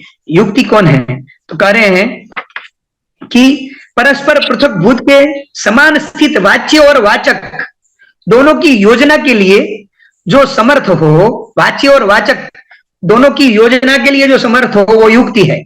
युक्ति के विषय 6 है। युक्ति को किस तरह से, युक्ति नाम के शब्दालंकार को किस तरह से प्रयुक्त किया जाए? तो युक्ति नाम के अलंकार के 6 विषय हैं। पद, पदार्थ, वाक्य, वाक्यार्थ, प्रकरण और प्रपंच। रचनाचर्या को गुंफना कहा जाता है। किसी प्रकार की रचनाएं, हमारे यहाँ गुरुजन बहुत सारी रचनाएं करते हैं। योगेश गुरु जी तो रोज एक श्लोक भेजते हैं, है ना, पुराण प्रज्ञा के ग्रुप में, व्हाट्सएप ग्रुप के अंदर। तो रचना कार्य को गुंफना कहा जाता है। शब्दार्थ क्रम गोचरा, शब्दानुकारा तथा अर्थानुपूर्वार्था 3 प्रकार के भेदों से गुंफना 3 प्रकार की होती है। शब्दार्थ क्रम गोचरा, शब्दानुकारा और अर्थानुपूर्वार्था। जिस वाक्य में उक्ति और प्रयुक्ति, प्रश्न और उत्तर दोनों हो, प्रश्न और उत्तर जिसमें प्रयुक्त किए जाए, दोनों का प्रयोग किया जाए, उसे वाको वाक्य कहते हैं। उसे भी 2 भेद के माने जाते हैं, रुजुक्ति और वक्रोक्ति। उनमें पहली जो रुजुक्ति है वह स्वाभाविक कथन रूपा है। स्वाभाविक रीत से उसका वर्णन किया जाए, उसको रुजुक्ति कहा जाता है। सरलता से जिसका वर्णन किया जाए। रुजुक्ति के भी 2 भेद कहे गए हैं। अप्रश्न पूर्विका, जिसके पूर्व में प्रश्न न हो, अप्रश्न पूर्विका, और प्रश्न पूर्विका जिसके पूर्व में प्रश्न किया जाए। इस 2 भेद से रुजुक्ति के भी 2 प्रकार कहे गए हैं। वक्रोक्ति के भी 2 भेद यहाँ अग्निदेव ने कहे हैं वशिष्ठ जी को, भंग वक्रोक्ति और काकु वक्रोक्ति। इस तरह से शब्दालंकार के 9 भेद बता के 342वां अध्याय अग्निदेव ने भगवत चरण में समर्पित किया। 343वां अध्याय जिसमें शब्दालंकारों का विस्तृत वर्णन किया गया है, जो हम देखने जा रहे हैं। यथाशक्ति में यहां वर्णन करूंगा। मैं फिर से कहने जा रहा हूं कि अग्निदेव ने जो वर्णन किया अपने तेज से, उसका वर्णन करना ऐसा सामर्थ्य मुझ में जरा भी नहीं है।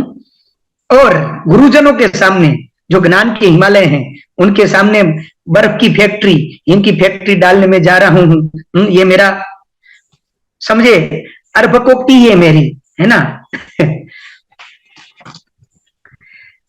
अग्निदेव कह रहे हैं, अग्निर्वाच स्यादावृत्तिरनुप्रासो वर्णानां पदवाक्ययोः एक वर्णोऽग्नेक वर्णो वृत्तेर्वर्णगणो द्विधा एक वर्णगता वृत्तिर्जायन्ते पंचवृत्तयः मधुरा ललिता प्रौढ़ा भद्रा परुषया सह। वशिष्ठ, पद एवं वाक्य में वर्णों की आवृत्ति को संस्कृत रचनाओं में, गुंफन में पद और वाक्यों में वर्णों की जो आवृत्ति होती है उसको अनुप्रास कहा जाता है। अनुप्रास का लक्षण अग्निदेव ने स्यादावृत्ति अनुप्रासः वर्णानां पदवाक्ययोः ऐसा कहा है पहले ही वाक्य में। स्यादावृत्ति ही अनुप्रासः वर्णानां पदवाक्ययोः, यह अनुप्रास का लक्षण दिया गया है। इसी का आधार लेकर आचार्य मम्मट ने लिखा है कि स्वरूप वर्ण विन्यास मनुप्रासम प्रचक्षते। और पूर्व के जो विद्वान हैं उन्होंने भी वर्ण साम्य अनुप्रासः, काव्य प्रकाश में वर्णों का साम्य उसको अनुप्रास कहा जाता है। अनुप्रासः शब्द साम्यम साहित्य दर्पण में मम्मट और विश्वनाथ दोनों ने ऐसा कहा है। वर्ण साम्यम अनुप्रासः काव्य प्रकाश में मम्मट और अनुप्रासः शब्द साम्यम विश्वनाथ ने साहित्य दर्पण में, ये दोनों लक्षण जो दिए हैं वो अग्निदेव के मुख से निकले। स्यादावृत्ति अनुप्रासः वर्णानां पदवाक्ययोः, उसी में से लिए गए हैं ये दोनों लक्षण।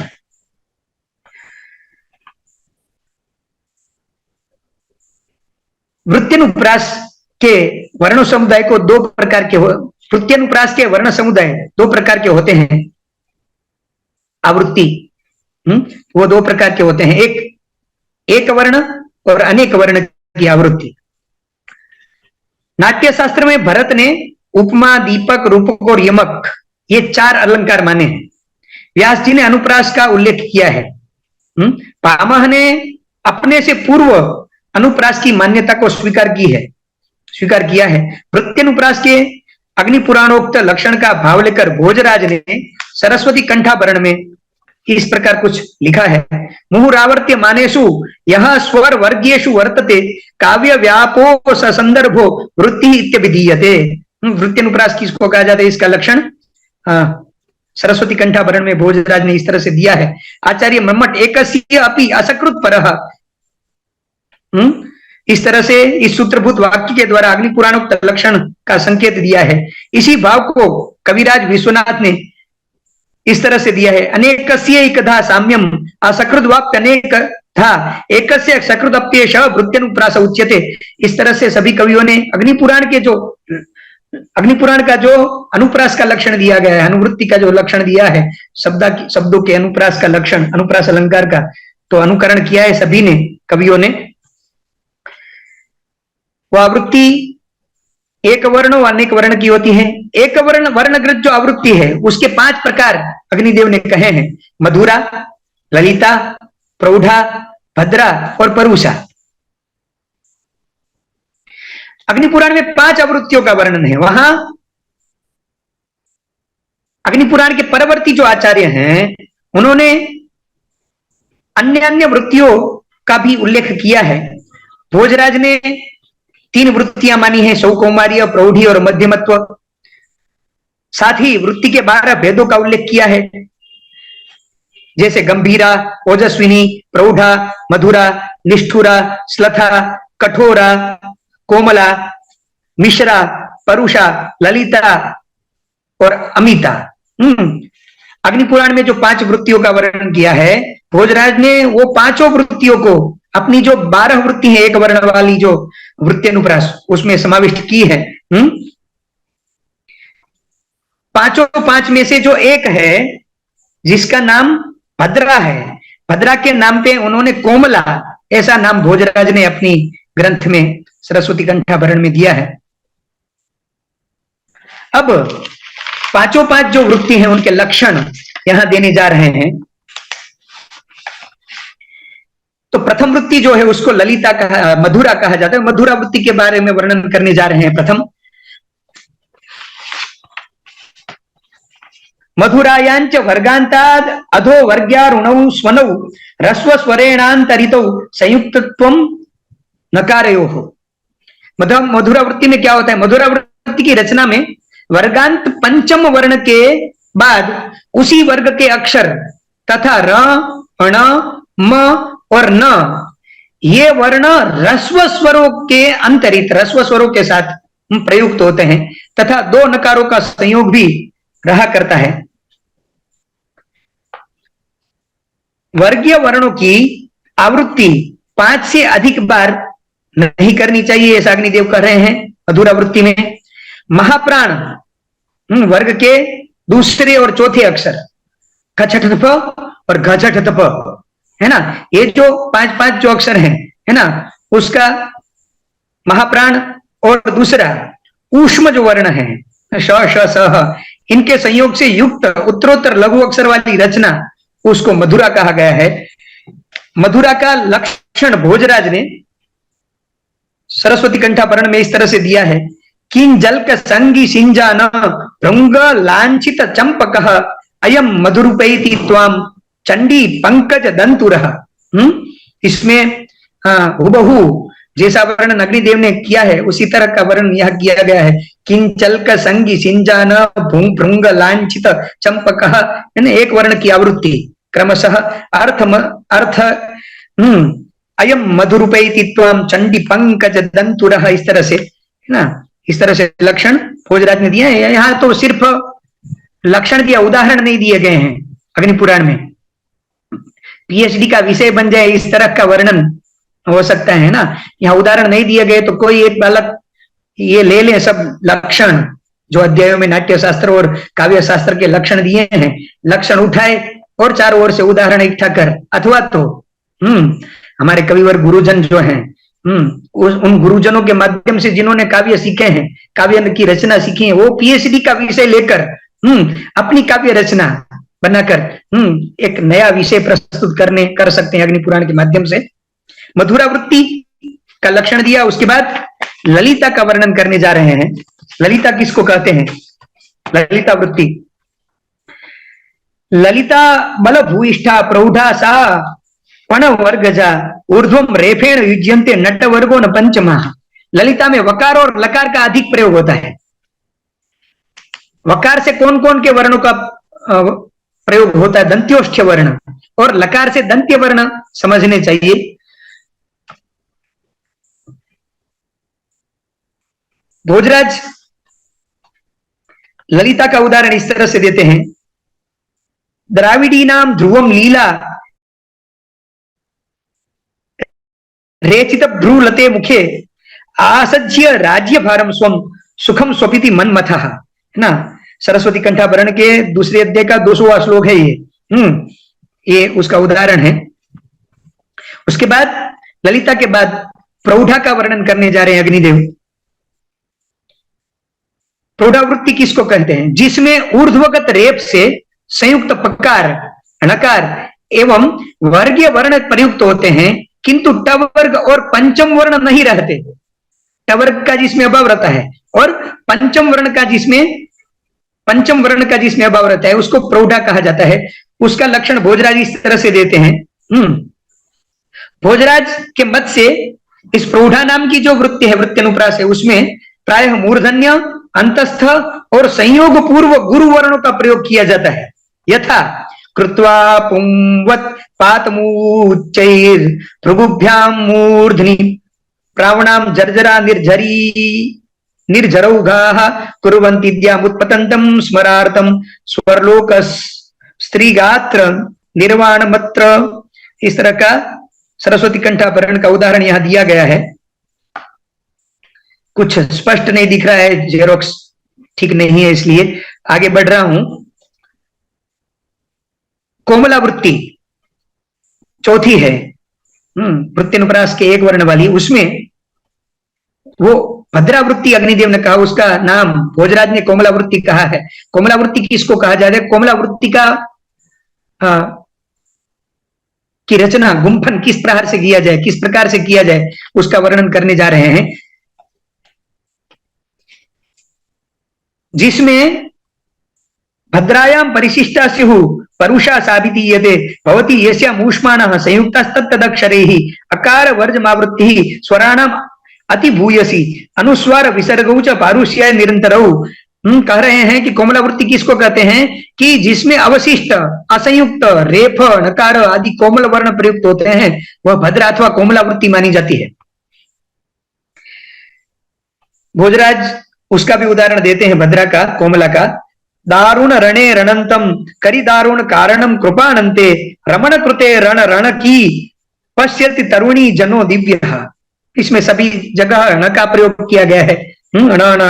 दारुण रणे रणंतम करी दारुण कारणम कृपानंते रमण कृते रण रण की पश्यति तरुणी जनो दिव्य। ण का प्रयोग, इसको कोमलावृत्ति कहा जाता है। इस तरह से यदि वर्णन किया जाए, जिसमें ऊष्म वर्ण स स स ह विभिन्न अक्षरों से संयुक्त होकर प्रयुक्त होते हैं, उसको परुषावृत्ति कहा जाता है।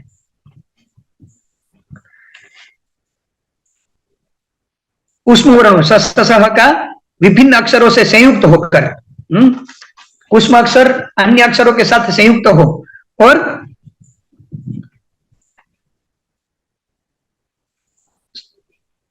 संयुक्त अक्षरों के साथ उष्म अक्षरों का वर्णन किया जाए, उसको परुषावृत्ति कहते हैं। उसका उदाहरण भोजराज दे रहे हैं। जहरे निह्रादि ह्लादोसौ कहलारा ह्लादित हृदः प्रसह्य मह्या गर्यत्वम अर्हनारः शरण मरुत। ये भोजराज का उदाहरण है। परुषावृत्ति में कठोर जो आवृत्ति है, कठोर वर्णों की आवृत्ति उसकी आवृत्ति परुषावृत्ति, उसमें आकार के सिवा अन्य स्वरों की अत्यधिक आवृत्ति होती है। ऊष्म वर्णों के साथ आकार के सिवा के जो स्वर हो उसकी आवृत्ति बार बार की जाती है। अनुस्वार विसर्ग निरंतर प्रयुक्त होने पर परुषता प्रकट करते हैं। रेफ संयुक्त श स स का प्रयोग किस तरह से परुष कठोर कठोर वर्णों की आवृत्ति की जाए और परुषावृत्ति की गुंफना रचना किस तरह से की जाए, वो अग्निदेव सिखा रहे हैं। रेफ संयुक्त स स स का प्रयोग, अधिक आकार का प्रयोग, अंतस्थ वर्णों का अधिक निवेश तथा रेफ और अंतस्थ से भेदित संयुक्त हकार भी परुषता को बढ़ाता है। और गुरु वर्ण वह यदि माधुर्य विरोधी वर्ण से संयुक्त हो तो परुषता लाने में वो श्रेष्ठ होता है। उस परुष रचना में वर्ग का आदि अक्षर ही संयुक्त एवं गुरु हो तो श्रेष्ठ माना जाता है। पंचम वर्ण यदि संयुक्त हो तो परुष रचना में उसे प्रशस्त नहीं माना गया। पंचम वर्ण यदि संयुक्त हो उसमें काव्य में तो वो प्रशस्त नहीं माना गया। किसी पर आक्षेप करना हो या किसी कठोर शब्द का अनुकरण करना हो तो वहां परुषावृत्ति भी प्रयोग में लाई जा सकती है। क च ट त प इन 5 वर्गों अंतस्थ वर्णों और ऊष्मा अक्षरों का क्रमशः आवर्तन से जो वृत्ति होती है उसके 12 भेद हैं। कौन कौन से वर्ण? क च ट त प इन 5 वर्गों क ख ग घ च छ ज झ ट ठ ड ध न त त द न प प प म अंतस्थ वर्ण ऊष्म अक्षरों के क्रमशः आवर्तन से जो वृत्ति होती है उसके 12 भेद हैं। कर्णाटी, कौंतली, कौंकी, कौंकणी, वाणवासिका, द्राविडी, माथुरी, मात्सी, मागधी, ताम्रलिप्तिका, औंड्री और पौंड्री।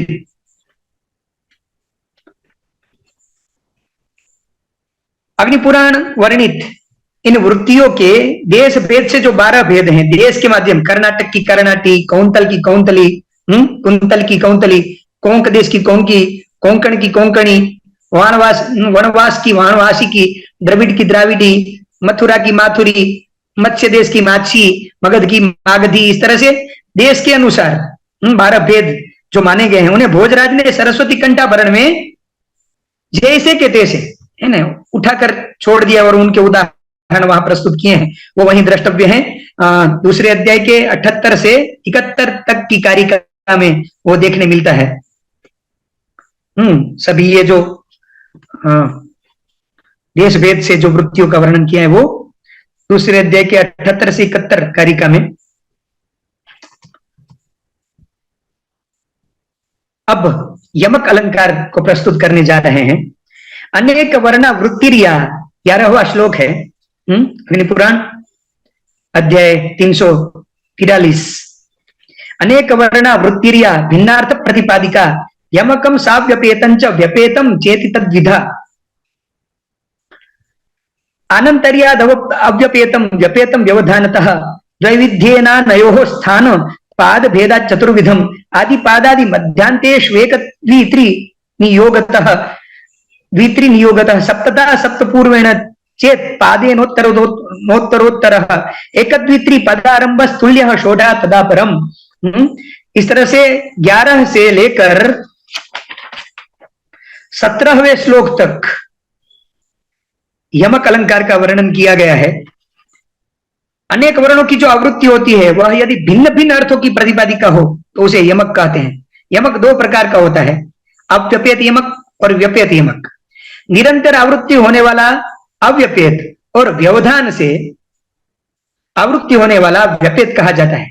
स्थान और पाद के भेद से इन दोनों के अव्यपेत यमक और व्यपेत यमक इन दोनों के दो दो भेद होने पर कुल 4 भेद हुए। आदि पाद के आदि मध्य और अंत में 1, 2 और 3 वर्णों की पर्याय से आवृत्ति होने पर कुल 7 भेद यमक के होते हैं। यदि 7 पादों में उत्तरोत्तर पाद 1, 2 और 3 पादों से आरंभ हो तो अंतिम पाद 6 प्रकार का हो जाता है। तीसरा पाद के आदि मध्य और अंत में आवृत्ति होने से 3 प्रकार का होता है। श्रेष्ठ यमक के निम्नलिखित 10 भेद होते हैं।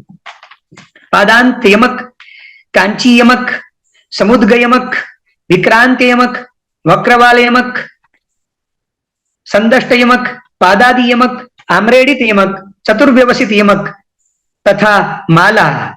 यह 10 यमक के श्रेष्ठ यमक के प्रकार हैं। इनके भी अनेक भेद गिने गए हैं। सरस्वती कंठा वर्ण को इसके लिए देखना चाहिए, उसमें उसका वर्णन अनेक भेदों के वर्णन यमक के दिए गए हैं।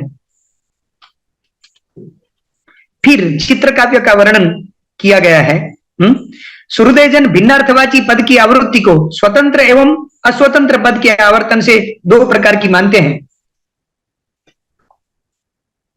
और उनके समास रहित रहने पर व्यस्ता आवृत्ति कही जाती है। एक पाद में विग्रह होने से असमासत्व प्रयुक्त व्यस्ता जानी चाहिए, जो यमक की व्यस्त अव्यस्त के वर्णन में चाह रहे हैं।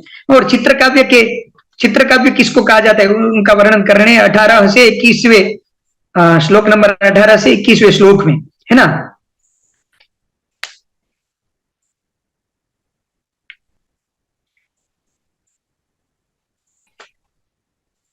सूर्योदय जनों की गोष्ठी में जिस वाग्बंध पद रचना को कौतूहल पूर्वक पढ़ा और सुना जाता है उसे चित्र काव्य कहते हैं। चित्र अनुप्रास, वो अनुप्रास में ही आ जाएगा, कहते हैं।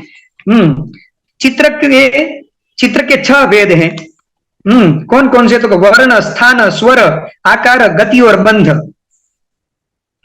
और अग्निपुराण कह रहा है कि प्रश्न, प्रहेलिका, गुप्त, च्युताक्षर, दत्ताक्षर, चित दत्ताक्षर और समस्या, यह 7 भेद चित्र अनुप्रास के कहे जाएंगे, जिसमें समानांतर, अब सबके लक्षण दे रहे हैं क्रम से, जिसमें समानांतर विन्यास पूर्वक उत्तर दिया जाए वह प्रश्न कहा जाता है।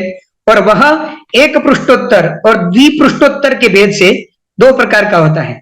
एक पृष्ठ के भी 2 भेद हैं, समस्त और व्यस्त, जिसमें दोनों अर्थों के वाचक शब्द गूढ़ रहते हैं, उसे प्रहेलिका कहते हैं। जिसमें दोनों अर्थों के, समस्त और व्यस्त दोनों अर्थों के वाचक शब्द गूढ़ रहते हैं, उसे प्रहेलिका कहते हैं। वह प्रहेलिका आर्थी और शाब्दी के भेद से 2 प्रकार की होती है। अर्थबोध के संबंध से आर्थी कही जाती है और शब्दबोध के संबंध है उसको शाब्दी कहा जाता है। इस प्रकार से प्रहेलिका के 6 भेद बताए गए हैं। वाक्यांग कौन कौन से 6 भेद हैं? तो कह रहे हैं वर्ण, स्थान, स्वर, आकाश, आकार, गति और बंध। वाक्यांग के गुप्त होने पर भी संभाव्य अपारमार्थिक अर्थ जिसके अंग में आकांक्षा से युक्त स्थित रहता है वह गुप्त कही जाती है। इसी को गूढ़ भी कहते हैं, जिसमें वाक्यांग की विकलता से अर्थांतर की प्रतीति विकलित अंग में साकांक्षा रहती है वह च्युताक्षरा कहा जाता है। इस तरह से दत्ताक्षरा, समस्या, इस तरह से बहुत भेद चित्र काव्य के कहे गए हैं। और अंत में वर्णन करते हैं कि चित्र काव्य उसमें प्रतिलोम्य अनुलोम्य शब्द अर्थ के द्वारा भी चित्र काव्य का प्रस्तुतिकरण किया जाता है ना। उसमें एक भेद है बंध, जो 5 मिनट हुई है। बंध के 8 भेद कहे गए हैं। गोमूत्रिका बंध, अर्ध भ्रमक, सर्वतोभद्र, कमल, चक्र, चक्राब्जक, दंड और मूरज, जिसमें श्लोक के दोनों अर्ध भागों तथा प्रत्येक पाद में एक एक अक्षर के व्यवधान से अक्षर साम्य प्रयुक्त हो उसको गोमूत्रिका बंध कहते हैं। गोमूत्रिका, जिसको कुछ काव्यवेत्ता अश्वपदा भी कहते हैं, वह प्रति अर्ध भाग में एक एक अक्षर के बाद अक्षर साम्य से युक्त होती है। अंत्या गोमूत्रिका, जिसको धेनु जाल बंध भी कहते हैं, वह प्रत्येक पद में एक एक अक्षर के अंतर से अक्षर साम्य समन्वित होती है। गोमूत्रिका बंध के पूर्वक दोनों वेदों का क्रमशः अर्धभागों और अर्धपादों से विन्यास करना चाहिए, ऐसा वर्णन कहा। किस तरह से गोमूत्रिका बंध का निर्माण करना चाहिए और सर्वतोभद्र का, अर्धभ्रमक का, चक्र का, चक्राब्ज का, दंड और मूरज का किस तरह से निर्माण करना चाहिए, ये सभी का वर्णन अग्निदेव ने वशिष्ठ के पास यहां किया है। मूरज बंध में पूर्वार्ध और उत्तरार्ध दोनों के अंतिम और आदि अक्षर समान होते हैं। परार्ध भाग में स्थित जो वर्ण है उसे प्रातिलोम्य और अनुलोम्य क्रम से स्थापित करें। अंतिम अक्षर को इस प्रकार निबद्ध करें कि वह चौथे चरण का आदि अक्षर बन जाए। चौथे चरण में जो आदि अक्षर हो उसमें 9वें तथा 16वें अक्षर से पुटक के बीच में 4-4 अक्षरों का निवेश करें। ऐसा करने से उस श्लोक बंध द्वारा मूरज की आकृति स्पष्ट हो जाती है। द्वितीय चक्र साधुर विक्रीडित छंद से संपादित होता है। गोमूत्रिका बंध सभी छंदों से निर्मित हो सकता है। अन्य सब बंध अनुष्टुप छंद से निर्मित होते हैं। यदि इन बंधों में कवि और काव्य का नाम न हो तो मित्र भाव रखने वाले लोग संतुष्ट होते हैं तथा शत्रु भी खिन्न नहीं होता। बाण, धनुष, व्योम, खड्ग, मुद्गर, शक्ति, द्विशृंगाटक, त्रिशृंगाटक, चतुश्रृंगाटक, वज्र, मुसल, अंकुश, रथपद, नागपद, पुष्करिणी, असिपुत्रिका, कटारिया, छुरी, असिपुत्रिका, इन सबकी आकृतियों में चित्रबंध लिखे जाते हैं। चित्रबंध जो है वो आकृतियों में निर्माण किए जाते हैं और आकृति में जो रचना की गई होती है वो आकृति में ही प्रस्तुत की जाती है। तो ये सब चित्रकाव्य हैं, वो भी अनुप्रास के द्वारा ही रची जाती हैं। चित्रबंध आदि की जो वृत्ति है वो इस तरह से 43वां अध्याय पूर्ण करते हैं। समय भी यहां समाप्त हो रहा है तो अब संक्षिप्त में बात कर लेता हूं दोनों अध्याय की। 344वां अध्याय जिसमें अर्थालंकारों का निरूपण किया गया है।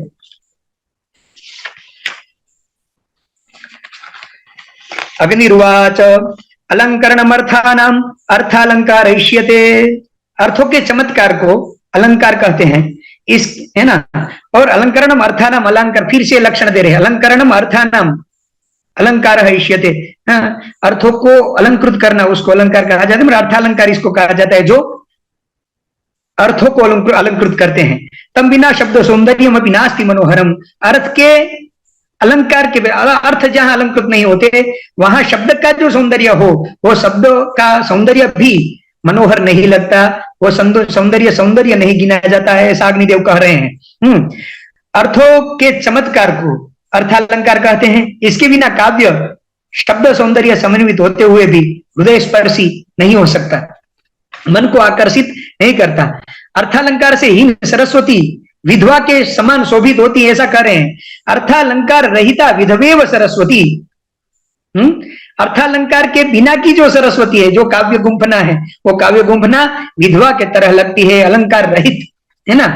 अर्थालंकार के 8 भेद माने गए हैं: स्वरूप, सादृश्य, उत्प्रेक्षा, अतिशय, विभावना, विरोध, हेतु और सम। पदार्थों के स्वभाव को स्वरूप कहते हैं, जिसके 2 भेद बतलाए गए हैं: निज और आगंतुक। स्वभाव का वर्णन किया जाए, है ना, स्वभावोक्ति जिसको कहा जाता है, वही अलंकार जो है स्वभाव है यहाँ, है ना। उसके 2 भेद बताए गए हैं: निज और आगंतुक। सांसिधिक को निज और नैमित्तिक को आगंतुक कहा जाता है। धर्म की समानता को सादृश्य कहते हैं, जहां धर्म की समानता गिनी गई हो, धर्म का सादृश्य दिखाया गया हो, जैसे कि उपमा, उसको सादृश्य कहा जाता है। वह भी जो धर्म का सादृश्य वाला जो अलंकार है, अर्थालंकार, उसके भी प्रकार गिनाए गए हैं: उपमा, रूपक, सहोक्ति तथा अर्थांतर न्यास के भेद से 4 प्रकार हैं, जिसमें भेद और सामान्य धर्म के साथ उपमान एवं उपमेय की सत्ता रहती है।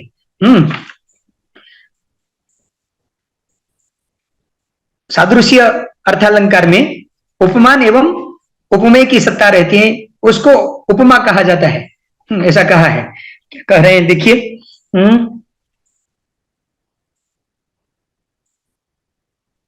सादृश्यम धर्म सामान्य उपमा रूपगं तथा सहोक्त्यर्थांतर न्यासौ इति स्यात्तु चतुर्विधम उपमा नाम सा यस्याम उपमानोपमेयोः सत्ता चांतर सामान्ययोगित्वेपि विवक्षितम किंचिदादाय सारूप्यम लोकयात्रा प्रवर्तते। उपमा नामक अलंकार वहां होता है जहां उपमान और उपमेय की समानता में अंतर होते हुए भी उनकी सादृश्यता का उल्लेख किया गया हो। इन दिनों में किंचित सादृश्य दिखाने पर भी लोक व्यवहार का प्रवर्तन किया जाता है ना। उपमा अलंकार, सादृश्य उपमा भेदे, भेद रहते हुए भी सादृश्य हो धर्म की, वो उपमा है। वो वहीं यहीं से लिया गया है मम्मट के द्वारा।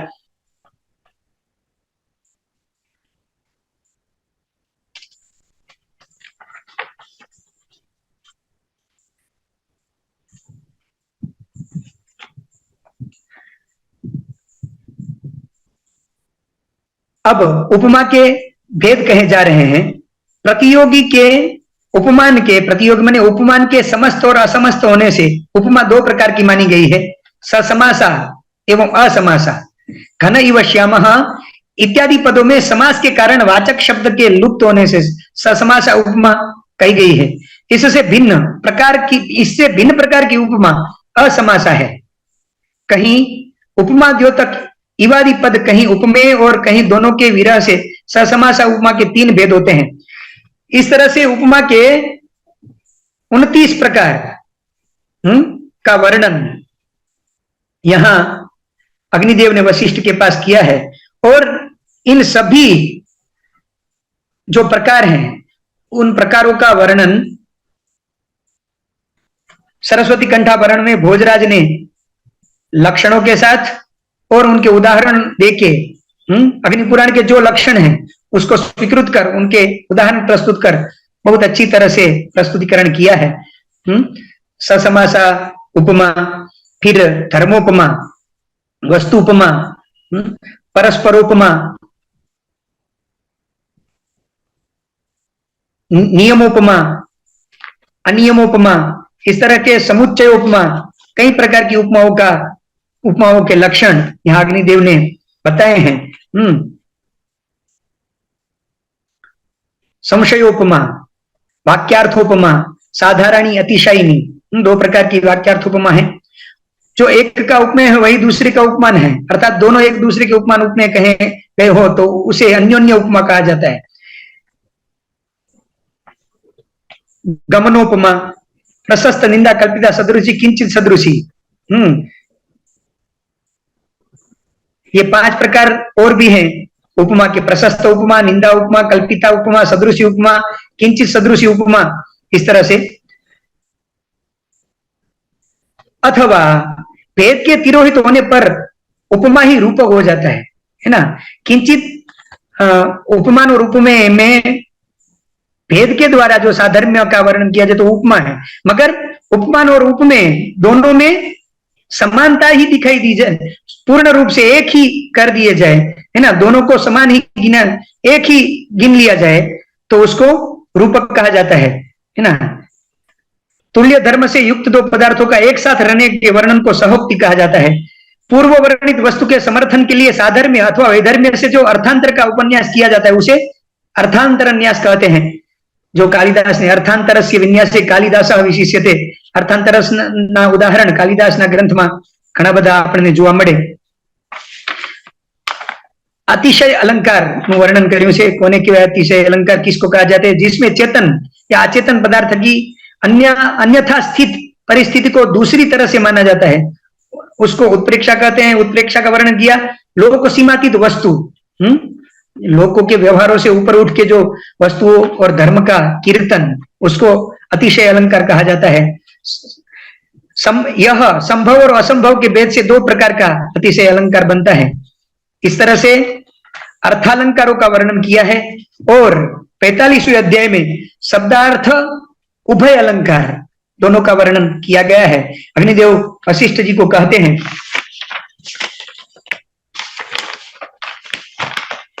शब्दार्थयोर अलंकारो द्वावलंकुरुते समम।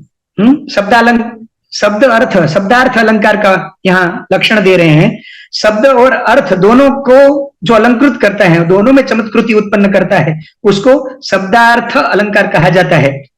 एकत्र ही तो आ रहा स्तनम ग्रीवामिव स्त्रियाः, बहुत अच्छा उदाहरण दे रहे हैं। किस तरह से? तो कह रहे हैं एकत्र निहित हारः, एक जगह रखा गया हार, कंठ में रखा गया जो हार है, स्त्री के कंठ में रखा गया हार, वो कंठ को और ग्रीवा को, दोनों को सौंदर्य, ग्रीवा को और वक्षोज, स्तनों को जैसे सुंदर बनाता है और सौंदर्य प्रदान करता है, उसी तरह से शब्दार्थ अलंकार शब्द और अर्थ दोनों को अलंकृत करता है। शब्दार्थ अलंकार के 6 भेद स्वीकार किए गए हैं: प्रशस्ति, कांति, औचित्य, संक्षेप, यावदर्थता और अभिव्यक्ति। अब प्रशस्ति किसको कहा जाता है? तो कह रहे हैं, उसका लक्षण दे रहे हैं, दूसरों के हृदय को द्रवित करने वाले कर्म को प्रशस्ति कहते हैं। अन्य के हृदय को द्रवित करने वाले, प्रभावित करने वाले जो अलंकार है उसको प्रशस्ति कहते हैं। प्रशस्ति कथन की शैली 2 प्रकार की होती है, प्रेमोक्ति और स्तुति। प्रेमोक्ति किसको कहते हैं? प्रेमोक्ति और स्तुति यो तो समानार्थक शब्द हैं, पर इनमें 2 थोड़ा अंतर अवश्य है और अंतर दिखा रहे हैं। प्रेमोक्ति स्तुति पर्याय प्रियोक्ति गुण कीर्तने, थोड़ो फरक है बन्नी में। शू तो के प्रियोक्ति ही प्रेमोक्ति ही, और गुण कीर्तन, गुण का जो कीर्तन है उसको स्तुति कहा जाता है ना। प्रिय के संबंध में जो कथन किया जाए, उक्ति कही जाए, उसको प्रेमोक्ति कहा जाएगा। और प्रिय के गुण के बारे में जो कीर्तन किया जाए उसको स्तुति कहा जाएगा। तो इस तरह से प्रशस्ति नाम का अलंकार हुआ। कांति सर्वमतो रुचि वाच्य वाचक संगति ही यथा वस्तु यथा रीति यथा वृत्ति तथा रसा ऊर्जस्वी मृदु संदर्भाद औचित्यम उपजायते। सब प्रकार से रुचिकर शब्द एवं अर्थ की संगति को कांति अलंकार कहते हैं। सभी प्रकार से रुचिकर शब्दों का प्रयोग किया गया हो और शब्दों के साथ अर्थ की संगति भी हो तो उसको कांति अलंकार कहा जाता है। जहां पर विषयानुकूल रीति, वृत्ति और रस का समावेश दिखाया जाए उसे औचित्य अलंकार कहते हैं। इसी औचित्य से ही एक संप्रदाय हो गया औचित्य नाम का। इसके 2 भेद हैं, ऊर्जस्वी और मृदु संदर्भ। इस तरह से संक्षेप इस तरह से कौन सा विषयानुकूल रीतियों से औचित्य अलंकार का प्रयोग किया। और संक्षेपो वाचके रल्पेर बहुर अर्थस्य संग्रह अन्यूनाधिकता शब्द वस्तुनोर या वदर्थता। इस तरह से संक्षेप अलंकार का वर्णन किया। जहां अल्प शब्दों से अधिक अर्थ की प्रतीति हो उसको संक्षेप अलंकार कहा जाता है। इस तरह से शब्दालंकार का वर्णन किया और संक्षेप में इस तरह से प्रस्तुत कर समय को देखते हुए जो मैंने बाल सहज स्वभाव से गलतियां की है और कहीं कहीं स्खलन भी हुआ है मेरा, तो ये जो दोष हुए हैं वो मेरे हैं। और जो अच्छी अच्छी बातें यहाँ प्रस्तुत हुई हैं पुराण में वो सब अग्निदेव के माध्यम से, वशिष्ठ के माध्यम से हमें जो प्राप्त हुई हैं वो सभी व्यास जी के हैं। दोष सब मेरे हैं यह वर्णन करते हुए। और जिन्होंने मुझे ये जो शुद्ध ज्ञान, विशुद्ध ज्ञान अग्नि पुराण का है वो वर्णन करने का मौका दिया, ऐसे राजू भाई, उनको मैं सहर्ष वंदन करता हूं। यहाँ उपस्थित सभी जनों का, उनके हृदय में विराजमान परम चेतना का मैं प्रणाम करते हुए आभार प्रदर्शित करता हूं, सभी को प्रणाम करता हूं और पुनः क्षमापना करता हूं। जो दोष हैं मेरे हैं उसको स्वीकार कर, उसको क्षमा कर, मुझे समापन करने की आज्ञा दे। सबको प्रणाम, नमस्कार।